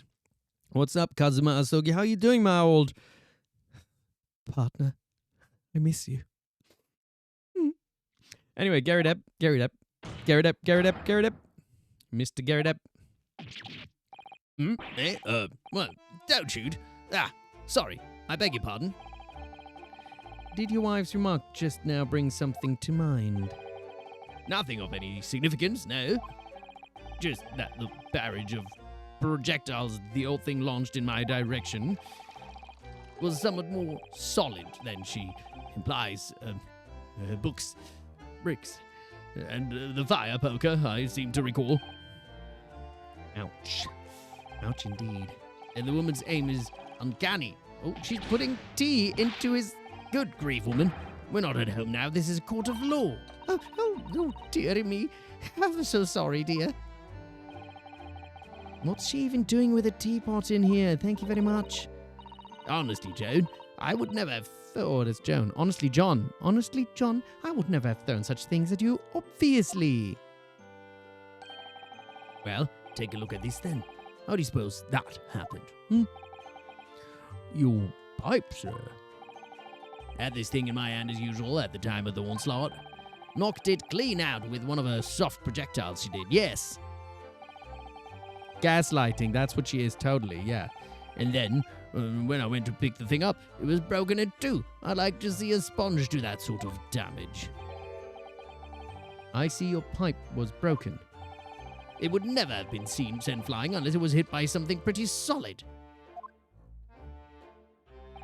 Anyway, I've managed to bandage the thing up for now. You are one to exaggerate, aren't you, dear? I wonder what we should make of this account. Wait, do I need to save? I don't want to die. I don't want to die. Is that what happens? Would I die? I wouldn't die, would I? Oh, it's obviously important. What was it? What they saying? Anyway, I managed to... Yeah, it's all... It could be important. Everything is important. How could it not be important? Ooh, silence. The defense believes Mr. Gary Depp's remarks just now to be of great significance. Oh, can you just shush? This war veteran's words only tell us one thing. Betray a fiery wife, and pipes, as well as hearts, may be broken. If you die in Ace Attorney, you die in real life? You're only telling me this now? Very weird creature? God, this puts a whole, new level of stakes into this situation. Sentimental wisdom, perhaps, but hardly worthy of adding to the formal testimony. Indeed, common sense, one might say. Might one? In that case, would you at least permit us to examine the pipes, sir? Well, I don't see why not. Oh, dearie me. There you go again, trying to ingratiate yourself with a young lady. Jesus. Her jealousy will lead to her downfall, wouldn't it? Very well. The court will accept the gentleman's pipe as evidence. Oh, let's examine some evidence. It's time to examine some Evidence. Look at the pipe. Turn it around and look at it from all sides. Oh gosh, that is ha ha ha. What do we have here? Uh-oh. Something just twinkled inside the chamber of the pipe here. Yes, I saw it. Something stuck in there, I think. Let's turn it over and give it a shake. What's this? It's a tiny fragment of metal. Excellent. It looks like the tip of a blade or something. Oh, where could I have seen a blade before? The tip of a blade? Surely it couldn't be. This small piece of metal looks like it might be the tip of a knife blade. It was stuck inside the bowl. Well, okay, this is falling apart. Okay. He likes to smoke metal, yeah, of course. So, can we put it next to the knife and see if it fits? It looks like tip of a blade or something. The tip of a blade? Is something wrong, Mr. Naruhodo? I don't really... There's something niggling me, but I can't quite put my finger on what it is. Oh, I wonder. Perhaps in that case, it would be wise to examine some other pieces of evidence again. Yes, indeed. I think we should examine our knife. And open it up. What do we have here? A knife without a tip. I wonder, are they gonna be like, look, just a small piece of the blade piece. Okay, so they don't necessarily. Oh, that's the tiny fragment of metal that we found inside Mr. Gary Depp's pipe. Oh, there we go. Yes, and just maybe, are they gonna? Oh my, it's a perfect fit. What a coincidence! Somehow I just knew it. All right. I think we've kind of solved some shit now, haven't we? I was just feeling rather disappointed for you that your request was turned down. Oh no, it's fine. Thanks to Susato-san, we have some new evidence to work with. We should examine it. Oh, I already did that. Well, thank you for that rebuttal, Mr. Gary Depp. Now, if we could return to the crux of the matter. What can you tell the court about the knife used to attack the victim? Can't say I noticed if one or two went missing, I'm afraid. Okay. So if that badly thing really was one of ours, you'll have a job proving it. Well, we're proving it right now. Present.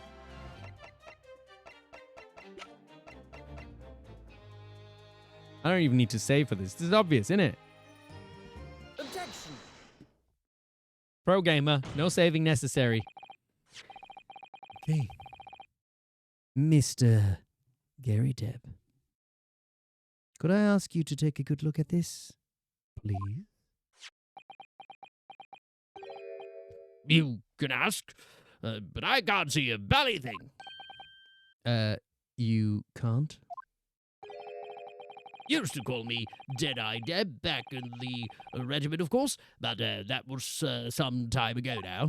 Even when I'm trying to enjoy a large print book by the fire these days, I struggle to tell a B from a D and a B from a Q, to be honest.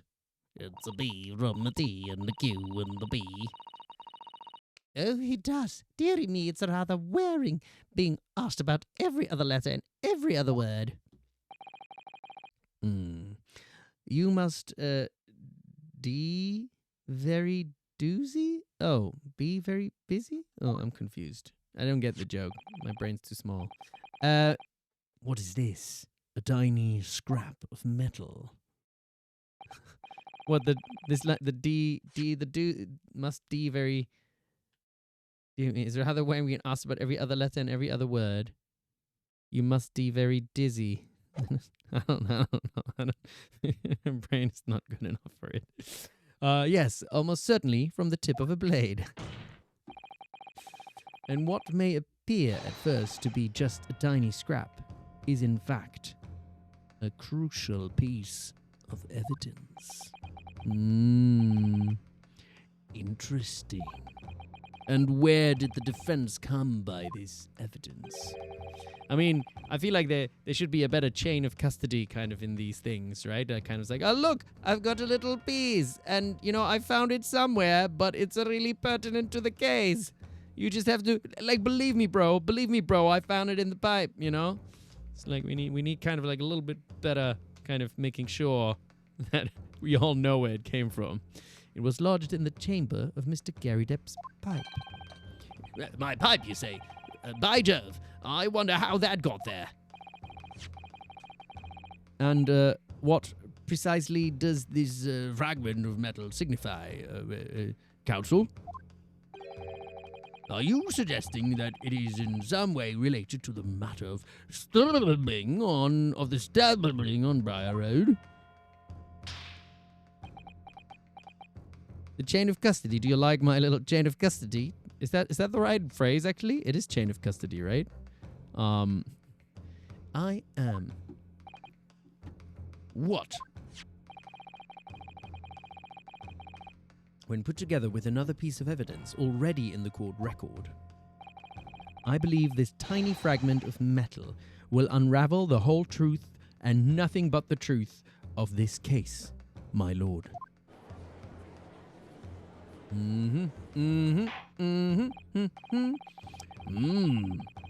You appear rather confident in that extraordinary statement, counsel. Very well, then. Present the pertinent evidence to the court. What evidence, when paired with this fragment of metal, allegedly reveals the truth of this entire case? This one, we don't even need to save. It's all good. It's all good. This is the knife that was found in the victim's back. If you look closely, you will see that there is a small piece at the tip of the blade that is missing. A common issue with the inferior blade sold at unsavory street markets. Oh, Barok's got like a very posh knife that's very expensive. Probably like from Japan, maybe? You got a Japanese knife that you want to brag with, huh? Anyway, criminals who use them regularly leave the tips lodged in their victims' oh god, that sounds awful. And what of this particular knife? No doubt its tip has suffered a similar fate, now languishing somewhere near the spine of the victim. Objection. I object. No, that's not the case.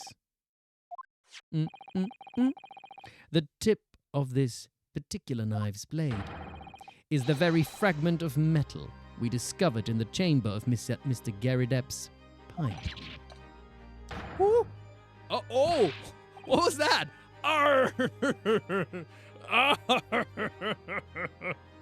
Barok is kind of like, Oh no!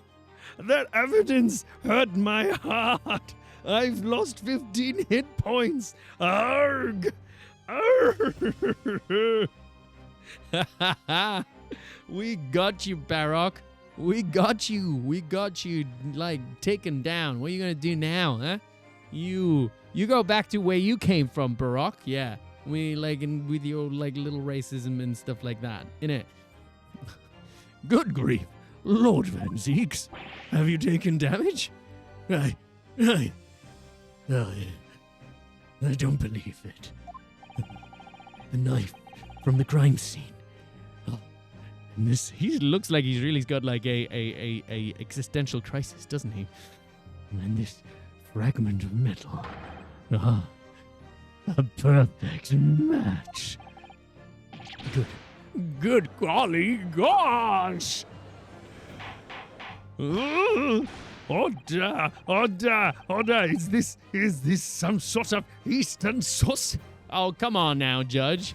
Don't you also add like a little racism to the story? Eastern sorcery. Shut up, that's just good. Lawyering is what it is, yeah. This is no magic, my lord. This is a miracle. No, it's just doing my job that I've been doing for 3 days, okay? And I'm already better at it than you, Mr. Barok von Schmuckelduckel. A miracle? So, Van Zeeks has figured it out, has he? He finally knows he's lost. Loser. Counsel, explain this extraordinary coincidence at once. Yes, my lord. The crucial point we have to ask ourselves here is, when did the fragment of metal find its way inside Mr. Garydep's pipe? When indeed? Something that was clarified for us in the most recent witness testimony. Had this thing in my hand as usual at the time of the onslaught. Knocked it clean out with one of her soft projectiles, she did, yes. It would never have been sent flying unless it was hit by something pretty solid. Oh. Dearie me. During the argument between these two that occurred just as the victim was on the pavement below, Mrs. Garydep flung this knife at her husband. However, the knife missed Mr. Garydep, instead striking the pipe in his hand at the time, which caused the tip to break off, of course. Good Lord. Yes, and that is when the tiny tip of the blade found its way inside Mr. Garydep's pipe. The chances of that are 1,000,000 to 1.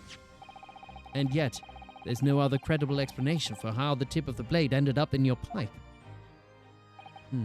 Then, after losing its tip, the knife ricocheted off the pipe and flew out of the open window.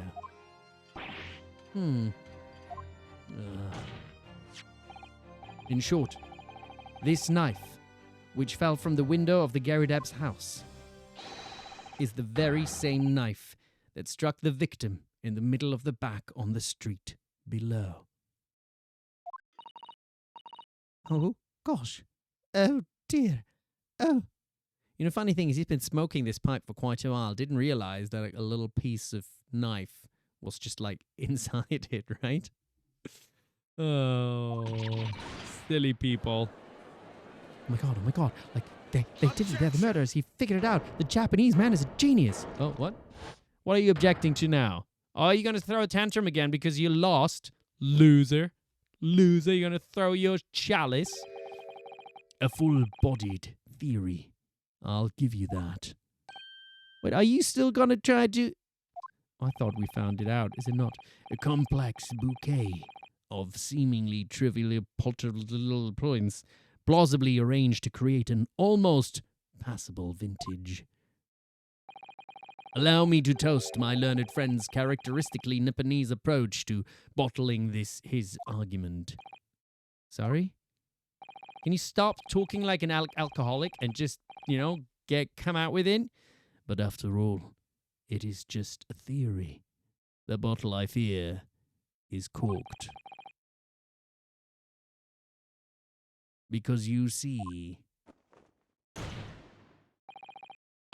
it's spoiled by an insurmountable inconsistency. An insurmountable? What? Lord Van Zieks, explain yourself. What is this inconsistency you claim to have identified? An inconsistency of the simplest nature, my lord. The victim was found with the knife planted in the middle of her back. No, I know also. I know what's going on. Okay. This is what's going on. He's going to say that if she's just walking down the street, how would it be planted in the middle of her back? However, she was found with the burning book in her hand, which means she would have leant down to pick up the book, and that's exactly when the knife went into her back.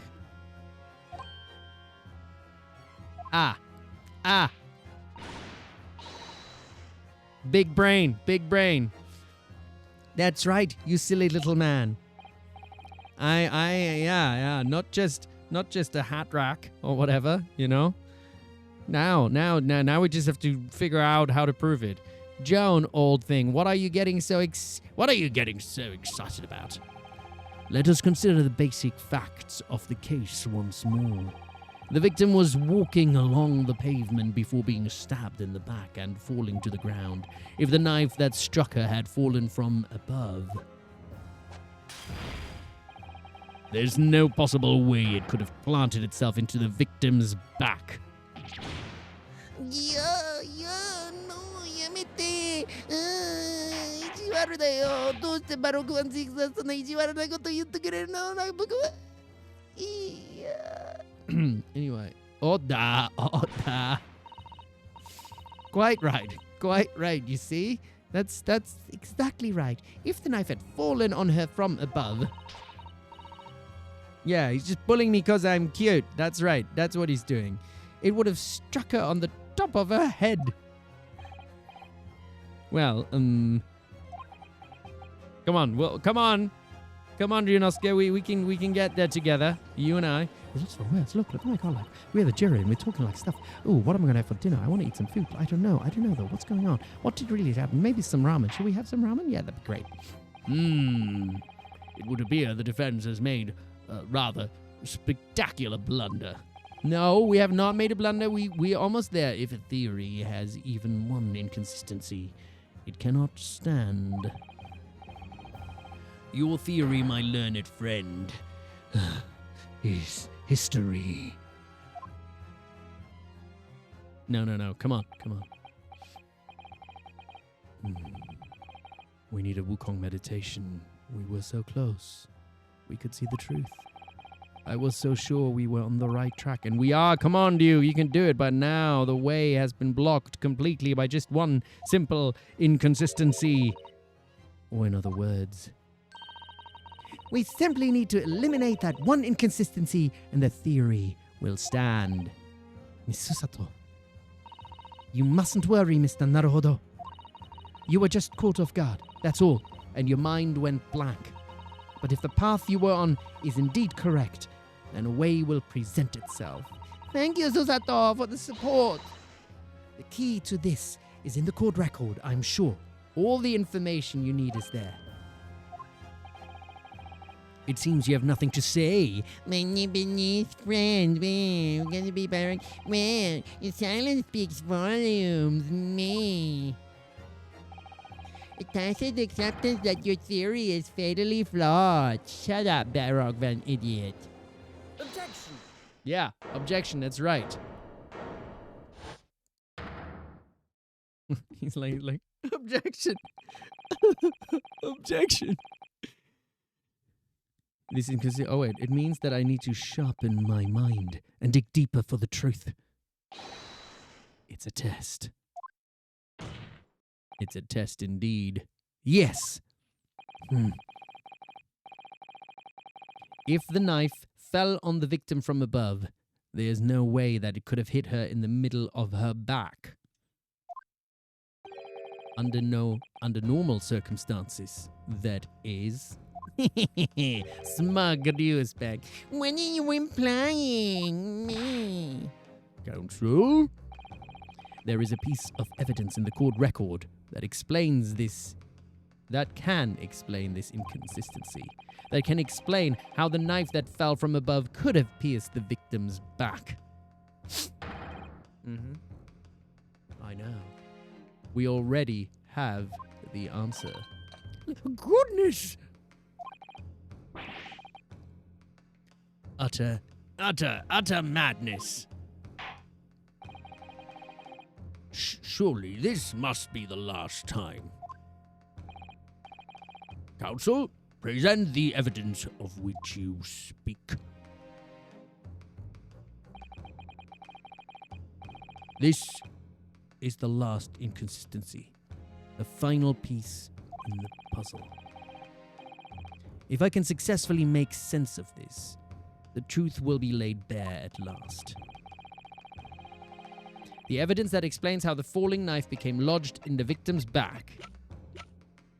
We don't need to save. I'm a little nervous, but I think it is, because there isn't anything else that can explain this. It's got to be this. It's got to be this. Pro gamer mode, all right? We're doing it. Boom. This, the fourth book, found at the scene. This is the final piece of evidence the defense will present. The burned book? Oh, is that not Mr. Garrideb's book? Yes, and to understand its significance, we have to consider how it came to be at the scene in the first place. This photographic print clearly shows the book in question, and the victim holding it in her hand. But as we all know, it was the police constable that put the book between her fingers like that. Quite so. A part of this wholesale transplanting of the crime scene to the opposite side of the road. That's true, however. As part of his testimony, Constable Beat made an extremely enlightening statement on that point. And I remember. But what made you place that book in the victim's hand? Well, sir, that's because that's how I found it when we first ran over to the scene. The victim was already holding the book. So, when I moved everything, I made sure it was still in her hand. Still in her hand? In other words, the victim had already picked the book up of her own volition. And clearly, that must have been before she suffered the knife wound. Well, I should say so. After being attacked with a knife, I don't imagine she'd have been doing much of anything. So, the question becomes, why did the victim have that book in her hand?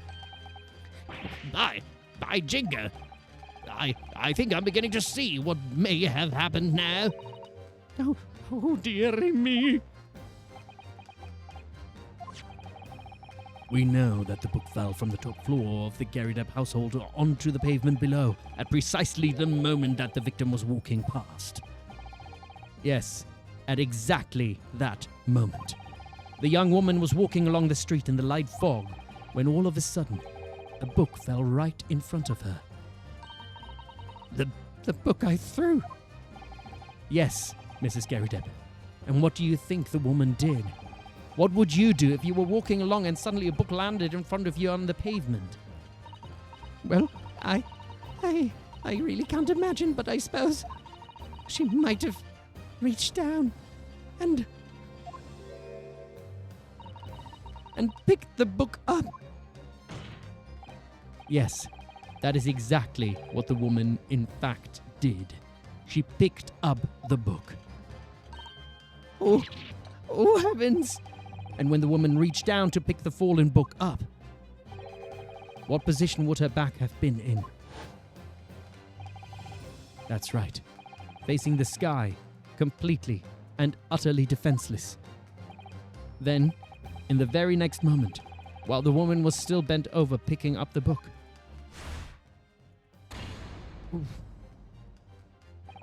the next object fell from the rim above.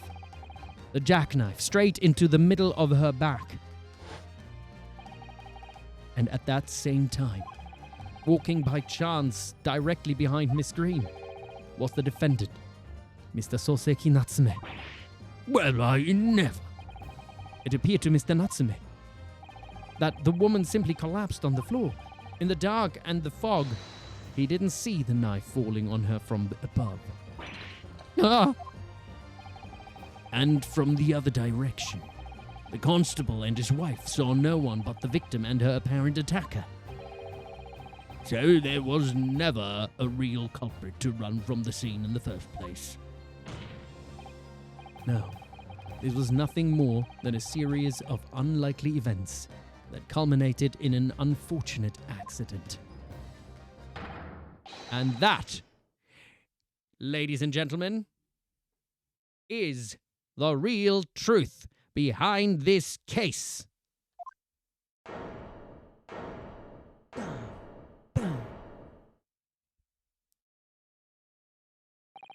Wisdom. We figured it out. Well, Mr. and Mrs. Garrideb. A series of unfortunate events indeed. How'd you feel about her? Nearly killed someone, did we?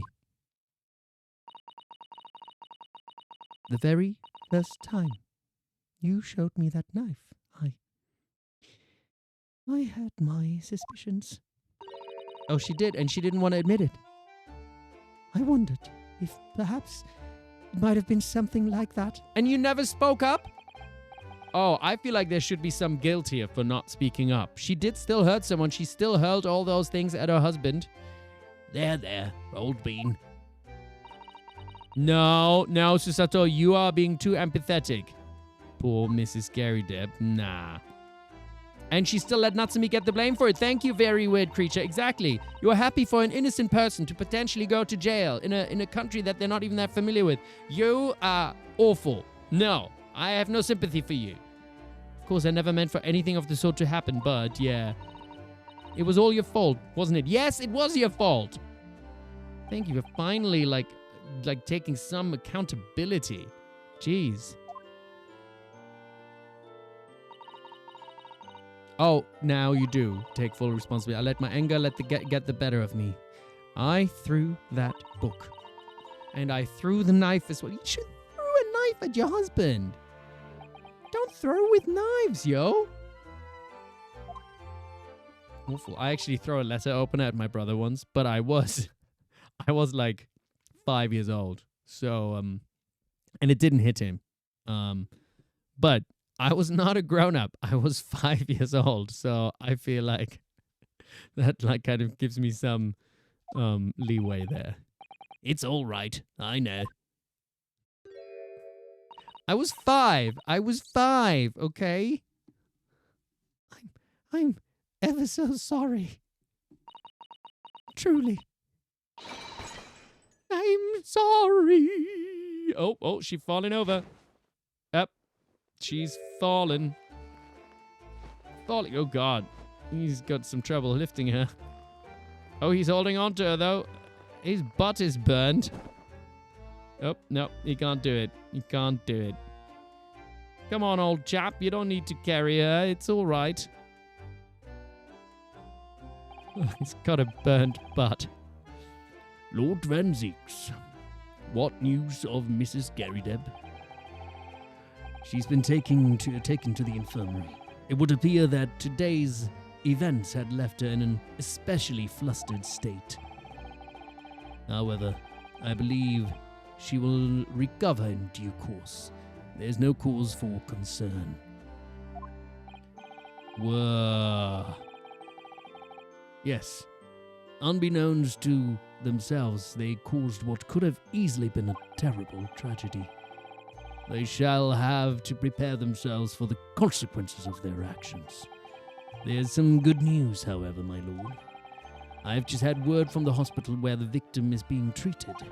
Her condition is improving steadily, and the doctor believes she will regain consciousness soon. It's strange. We've been talking about the victim all this time, but we've never once met her. How wonderful. The woman is out of danger, it seems. Yes, that is good news. So, Mr. Soseki Natsume. Oh, he's finally appeared. He's been hiding all this time. Yes. On behalf of my fellow countrymen, I would like to take this opportunity to beg your pardon, sir.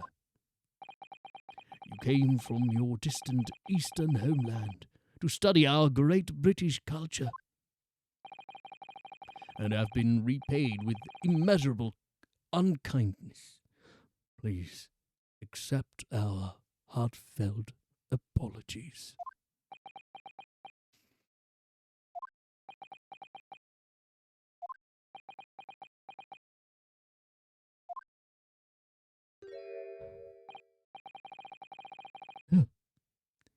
It is me who should be begging your pardon.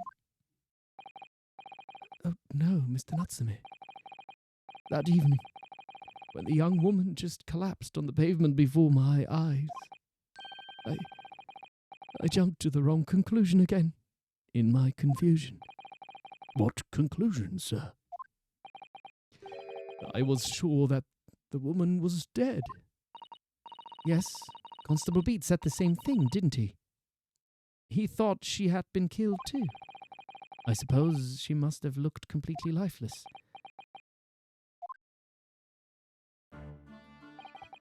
It's been about a year since I arrived in Great Britain now, but I still can't get used to life here. I can't relax. I'm sure there are evil spirits lurking in the fog, like they're haunting me. Ryunosuke-san, his imagination really has got the better of him.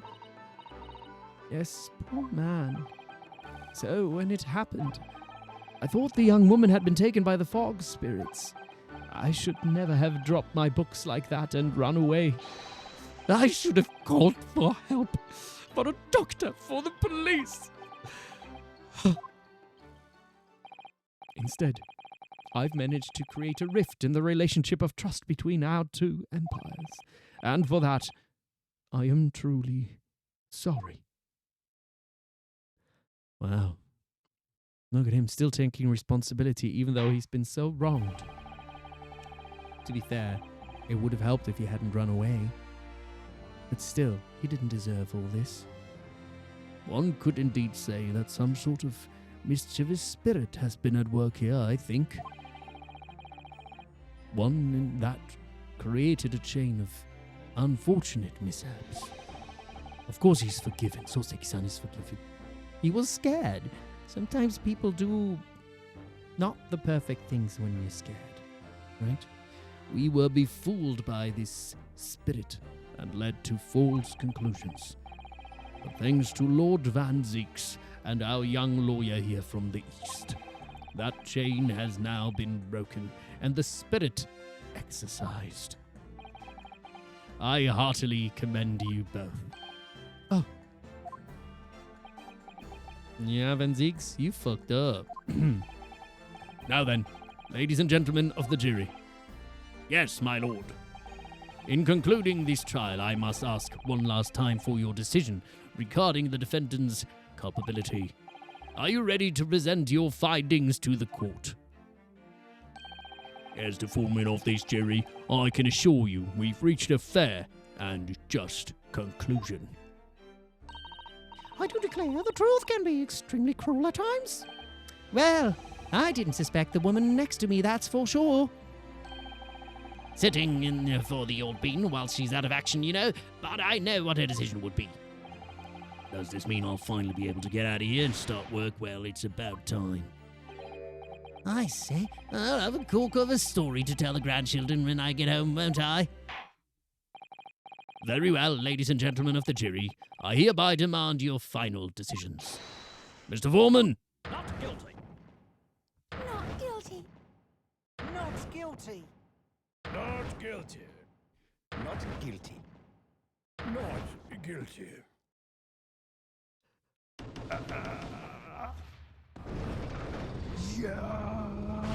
Yeah! We done it! We done it!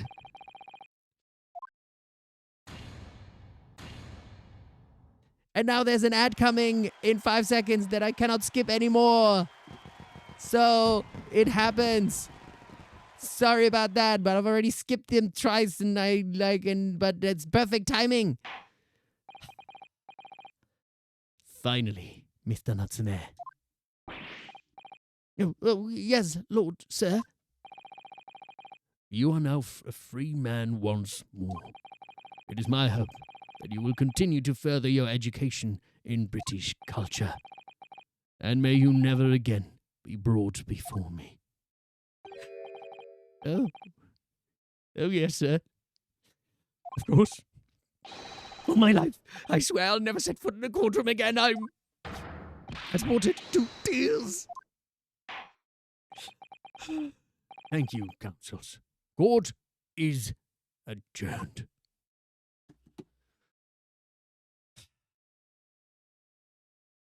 We've done it. Did the ad not appear, by the way? It did say that there was going to be an ad. Gotta drive. We'll listen in car. Yes, please be safe in the car. There we go. There's the ad. Okay. I'm gonna take a quick break. I'm gonna be back, and then we can we can. I don't know if maybe we'll do the escapades then. But I'm gonna take a quick loo break again and refill this a little because it's almost gone. So I'll be right back.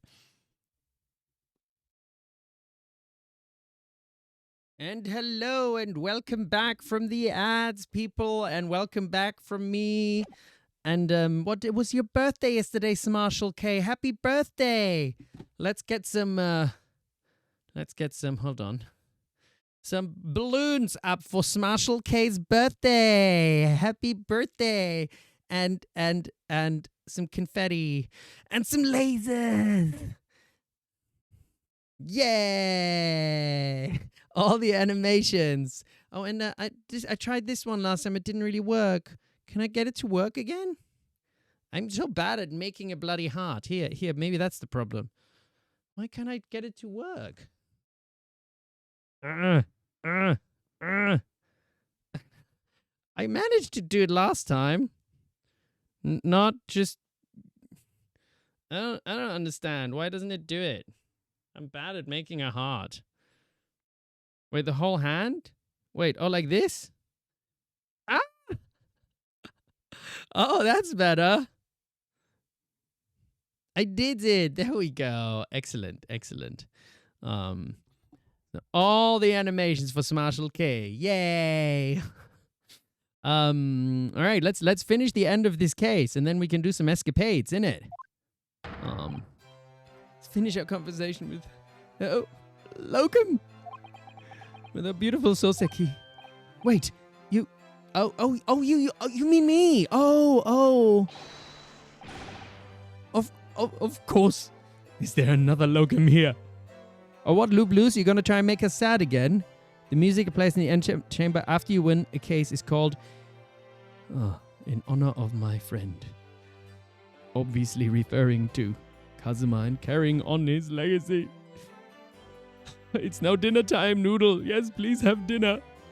It's been such a pleasure. All the pain. Have your dinner. I'll have some dinner after this is finished as well. God, sadness. Kazuma. I should like get a headband that I can manage to make flow or something. Yes, have a lovely dinner, Noodle. Enjoy. Anyway, Soseki. Of course. Is there another Locum here? Oh, I wonder if Noodle's gonna eat noodles. Aha. Does it mean kitchen eats the kitchen? Al Carlin eats L. A headband would be good, wouldn't it?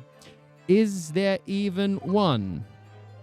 That would be cannibalism. No, we don't want cannibalism. We don't support that here in my channel. No cannibalism. Compared to the original Locum student, Mr. Naruhodo Esquire, your name has become rather short, hasn't it? It's just Locum. What's wrong with using my actual name? Oh, at last. I'm free. Soseki. Oh, I thought it's still Susato. At last. I'm free. Oh, Nifty. Thank you for the sub. Thank you for the gift sub. That's very kind of you. Joyful, joyous, jubilant, jubilation. Heady, hearty, happiness, hurrah. Oh. And also Nifty has also made the beautiful Soseki, wait. No, Nifty has done a Herlock emote. The Soseki one was by the Lunatic, I think, if I remember correctly. That's right. You did the Herlock ones, and also a very cute Ryunosuke one. I keep forgetting all the names. Like, what is my character's name again? I am pleased. Mr. Natsume is delighted. Would it be so hard to just say that then? Locum, you did it! You saved me from the brink! Well, what happened to the poor woman was in no way your fault after all. I'm just glad everyone can see that now. No, not that. Lovely lawyer, Locum lawyer! Is he like sort of Herlock is kind of his spirit animal or something, right? Because they kind of like move both in the same way sometimes. I mean, As I said before, I've just never got used to life here in Great Britain. Every time I look over my shoulder, I see foreigners. I see towering brick buildings. And from high up windows, I see them looking down on me, laughing. Look at that little hunchback. Aww.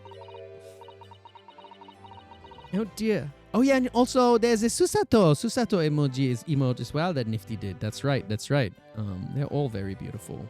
I love them. Gorgeous. Gorgeous artwork. I am always genuinely very impressed with people that draw so beautifully. Because I can't do it for shit. And our kitchen also has made a beautiful emote as well. Or multiple. Look at that. A beautiful thumbs up. Meisterly face. Oh, so nice. So nice. I like very much. Yeah, let me click this away. All right. Let's get this case to its conclusion. Come on now. We can do it. Oh, wait, I want to just click this away. Click it away. Oh dear, I'm sure that it's all in your head, Mr. Natsume. But today, you locum lawyer gave my gloom the boot. You stood firm behind the baronial bench before all those babbling British. You battled to the bitter end, laying bare the baffling truth. And when I beheld the blinding fireworks among the beams of the Bailey's roof, I bellowed, "Behold the best barrister ever born!" Well, that's very flattering, and we're very pleased for you. This has given me a wonderful anecdote to recount to my old friends back in Japan. An anecdote? Is that what's to become of all my hard work? Ah, there you are, my dear fellows. Oh, who's coming in now? I apologize for keeping you waiting. I rose late this morning. Oh, Mr. Sholmes, what a pleasure to see you. I see I am here not a moment too soon. A disaster has been averted, I'm glad to say. The trial shall begin presently, Mr. Naruhodo, and I wish you the very best of luck. It's just finished, bro? What? No! Then my haste was in vain! It's you, Herlock Sholmes. Oh, have we met, sir? He's just mean. This is Mr. Natsume, the man you had arrested, Mr. Sholmes. Ah, I see. I failed to recognize you at first. Our previous encounters have taken place in the gloom, either of your bleak lodgings or that prison cell. I simply couldn't place that curious face in the light.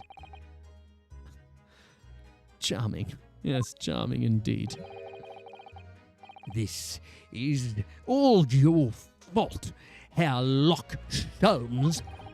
You are the reason I had to go through this terrible ordeal. I'm going to give you a piece of my mind. My apologies, sir, but I assure you I have placed you now. You're the fellow who abandoned that poor young lady and ran off, are you not? Had she been taken to hospital more urgently, I feel perhaps she would have regained consciousness by now. Oh. But it was unavoidable, I'm sure. We are but human, after all. Anyone would have been shaken by such an experience.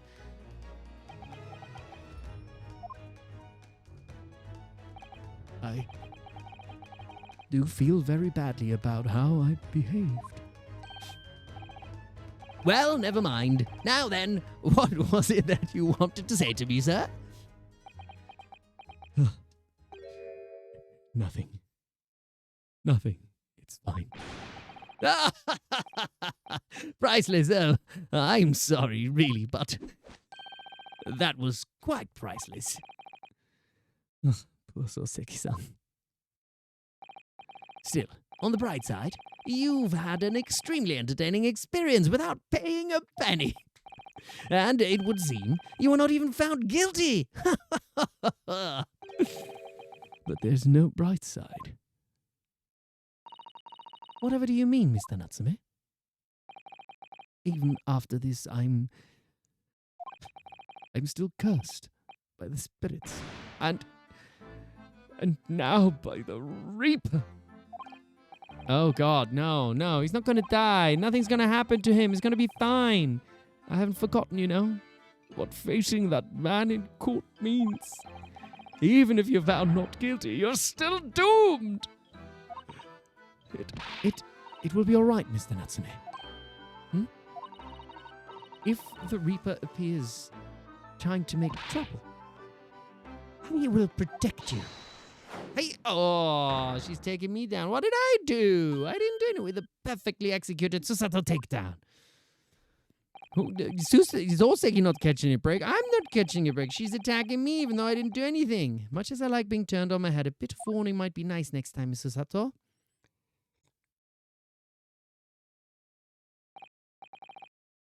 So, Mr. Natsume, what do you intend to do now? Damn. Oh, that emote is really big. Can you make it bigger? Is that a thing? Oh, is it when you just post one it becomes big maybe, is it? You mentioned something about recounting your experiences to your friends in Japan.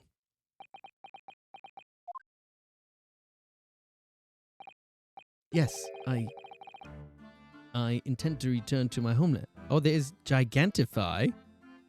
I didn't know that's a thing. Try Gigantify. Oh, it's a power-up. Oh, very clever indeed. I intend to return to my homeland soon. Oh. It has already been a year since I arrived here in Great Britain. I've visited universities, libraries, bookshops. I've been honored with the tutelage of professors. I've learned so much about the wealth of literature and the city it has shaped, and I've come to realize that it is my calling to sail home and tell my fellow countrymen about it. It's very touching, Mr. Natsume. Or in perhaps less veiled terms, you wish to withdraw halfway around the world to escape the terror of the Reaper's curse. That's not it at all. The more I learn of literature, the more this strange feeling claws at my insides. I feel compelled to return to my roots and attempt to pen a work of my own. Oh, I see. A work of literature by Soseki-san. Could be an interesting read. Wink. And what about Miss Susato and yourself, Mr. Naruhodo? Sorry, what about us? Will you return to Japan alongside your mustached compatriot? Why would we?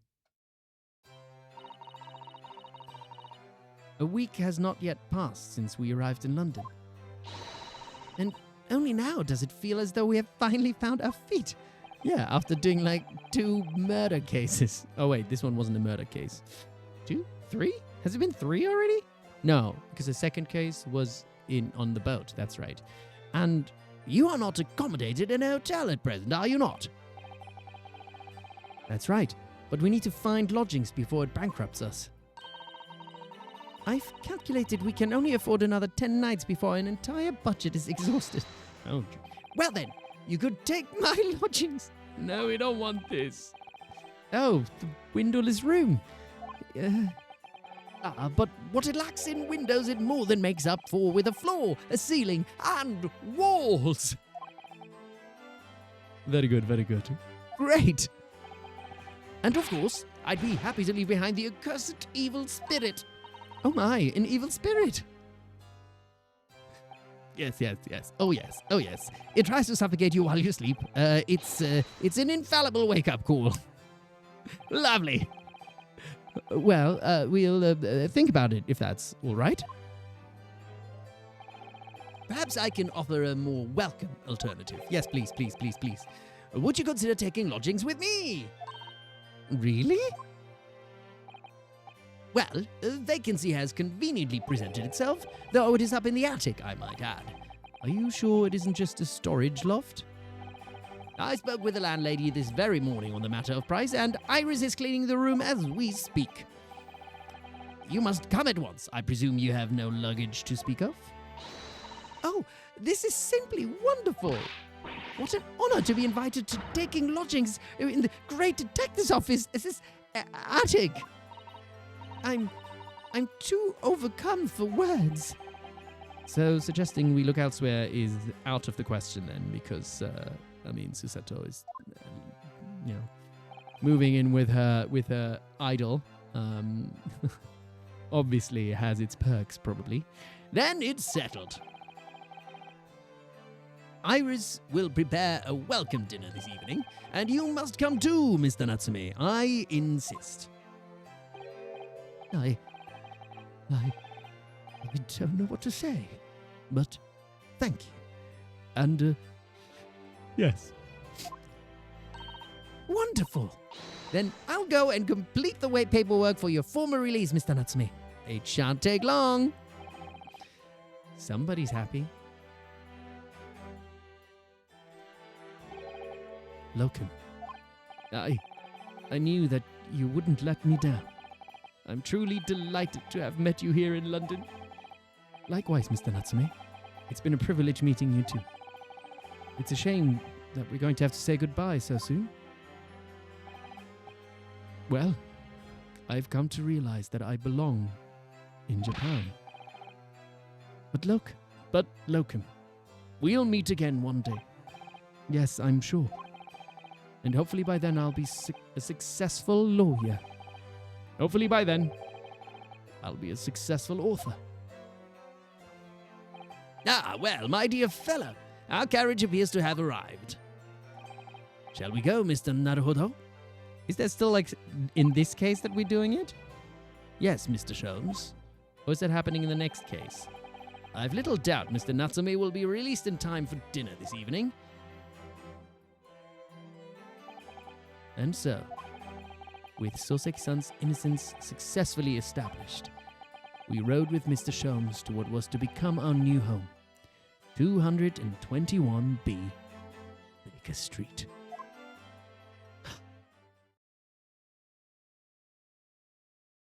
Oh, I thought this would be the end of the case. It's not the end of the case. But why is it not the end of the case? I feel like we're gonna put it here though, and then we can continue that next time. And we still have time for a couple of. Oh, is it almost? It is about to be the end. Okay, fine. Then we'll finish it up. If it's about to be the end, then we'll finish it up. The attic room.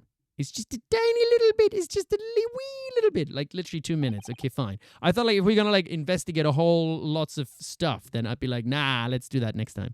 So this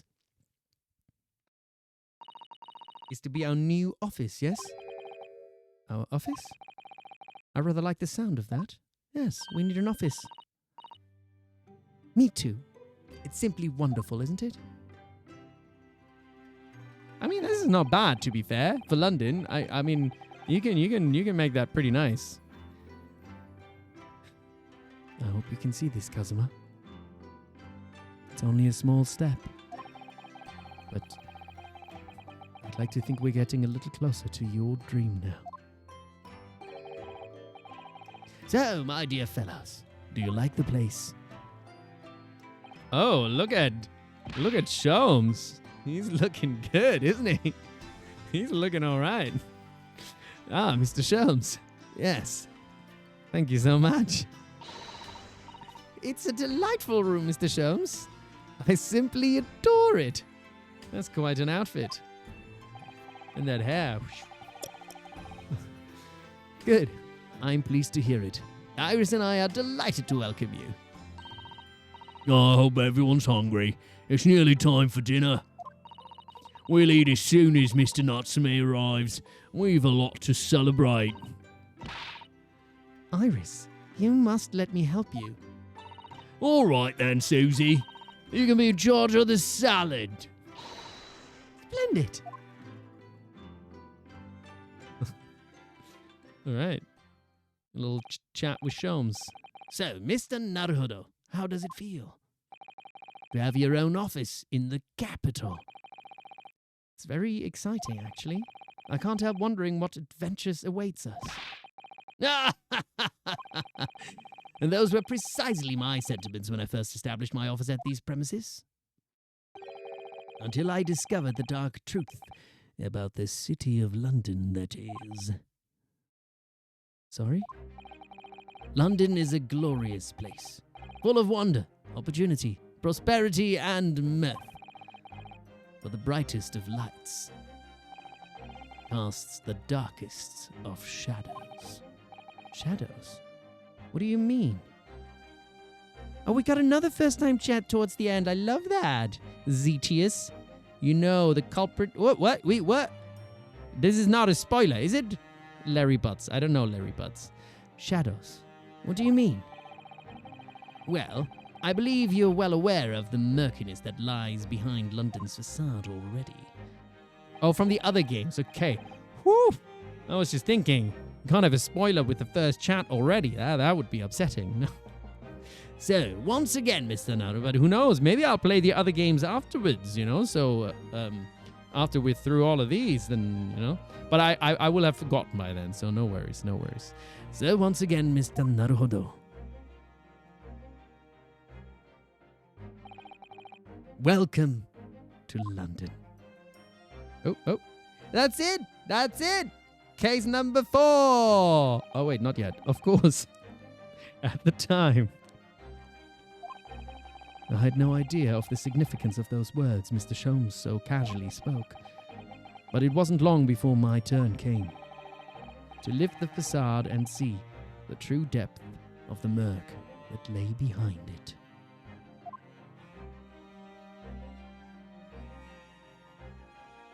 And we made it to the end of case number 4. Hooray! Hooray indeed! We can save. Oh, we're going back to the top again. Wait, hold on. Saving. Excellent. Return to title scheme. So we at case number 5. And we can have a quick look. We have a little bit of time to look at some escapades, right? Do we want to do an escapade? Do we want another escapade? We can do an escapade. But we've done 4 cases. Isn't that exciting? Like, how long? Because you said the escapades are really quick. Oh, it's about 30 minutes. Okay, no. We don't have time for an escapade, I think. I thought like somebody said it's like 3 minutes or something like that. Is it not? Let me look up how long the first escapade is. Escapade length. Great Ace Attorney. How long are the escapades? Each episode about 50 minutes long. Oh, that's maybe a bit... They're quicker than cases, but take time to read through them. Yeah, because I'm reading them all aloud. That's all right. We will... Well, I mean, we made it through a whole bloody case. So that's freaking exciting, isn't it? And we got 4 cases down, so we're at case number 5 now. And then next time, the next stream will be probably in like 2 weeks. And then we can get back to yeah, maybe we'll start with escapades next time, you know? Final case of game... Oh, is 5 the final case of game 1? Is that what it is? Is there 5 cases? Ooh, exciting. And then we can start with game 2. I remember, like, also, like, is it that the cutscenes in the second game are like they're in game, right? And in the first one, they're like these beautiful animations.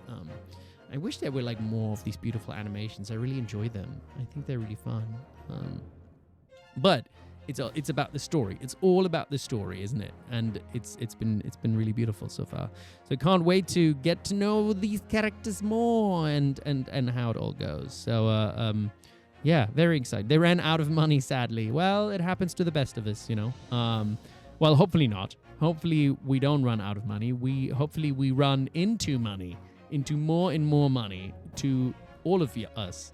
Oh, Streamer Alan's mod. We're at the end of the game. You don't need to do that now. That's just on a timer in there. Maybe I'll turn it off. But animation with 3D mods in the second are largely still pretty good. Yeah, fair enough. I remember when I was young and like played games, then Which, for example, like did anybody here used to play Jedi Knight at all? Do people know that? Like back in the day, like Dark Forces 2, Jedi Knight. I remember that one, for example, was a game where you like always played and the cutscenes were like with like live action filmed, and it was always like a really like a treat to have like cutscenes that are in completely different graphics from the game. And at some point, games changed to being more in-game graphics, and it was just like very different from how I was used to. So yeah, it's I always like when the cutscenes are like really cool and different. But with modern graphics, also they're so good, you don't necessarily need them to be sort of animated in a different way. Thanks for the cheers, AIM listens to. Appreciate it. You got to your destination safely. That is very important. What is it? Alan Wake 2 has pretty cool live action cutscenes. Oh, really? Live action? What, like, as in, like, they have actual videos of people and humans, like, not in the in-game graphics. Did I play Dragon Age Origins? I haven't played that yet. No. Is that a D&D game as well? Dragon Age? I should check that out as well. Thank you. Cheers to the end of the case. Indeed. Imagine Ace Attorney with FMV graphics, like in the 90s. What does FMV mean? Dragon Age is BioWare, because you have Dragon Age Veilguard is the latest one, isn't it? And does it play a little bit like Baldur's Gate then, or is it different? Full motion video. I should check that out. Yeah, I wonder also, like, after I play through Great Ace Attorney, and, like, I mean, so far now I've been streaming for, what, like a couple of months, and, you know, I'm really enjoying it, and, you know, I've all you lovely people joining me on that journey also. And so, obviously, I don't want to get ahead of myself, but, you know, after I play through Great Ace Attorney, I was thinking maybe I'll go to, like, Ace Attorney 1 also and play it through. But also, like, Baldur's Gate is also fun and everything. So I'm just, like, kind of thinking about what other games I might play in future. But first we have to get through Great Ace Attorney. And that's obviously, yeah, been the first, and Wukong as well. Those are the two, all the games, every single one. Maybe at some point I play also, like, through one of my like old school games that I used to play back in the day. I don't know what I'm trying to think, like, which one was, like, genuinely, like, sort of my first game. I don't really know what was our first game that we had on our PC. It might have been like Civilization 2 or something like that. Ghost Trick. I don't know what that game is.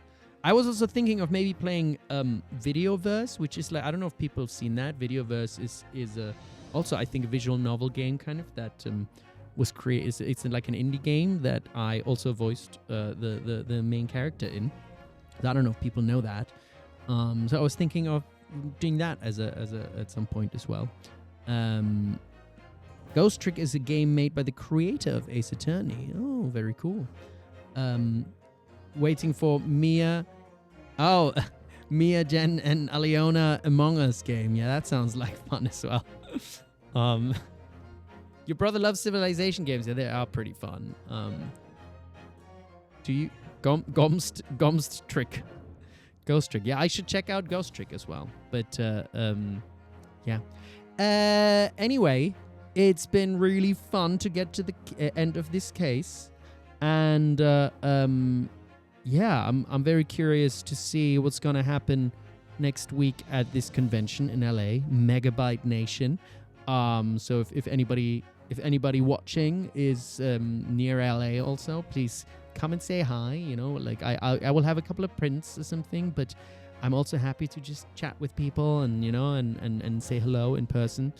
So if you are nearby or around, just come say hi. And I'd love to meet you in person. I'll see Kitchen anyway. And I look forward to that. And but otherwise, I shall be back. I might take my laptop with me also. Maybe I'll do a quick stream or something just to say hi or something. But I'll officially I'll take it off the schedule for now, so that there's no confusion, because I don't know if I'm going to be able to game while I'm there. It's all a little bit complicated, isn't it? Too, because I have to take both of my laptops with me and everything, and it would be a bit much maybe. But yes, thank you all for joining today's stream, and I bid you all a wonderful rest of your Sunday. And I shall see you all very soon. Oh, wait, I have to do it with a hand, right? Thank you ever so much. Hand. This is for all of you. And again and again. And just for good measure, also, lasers! Yeah!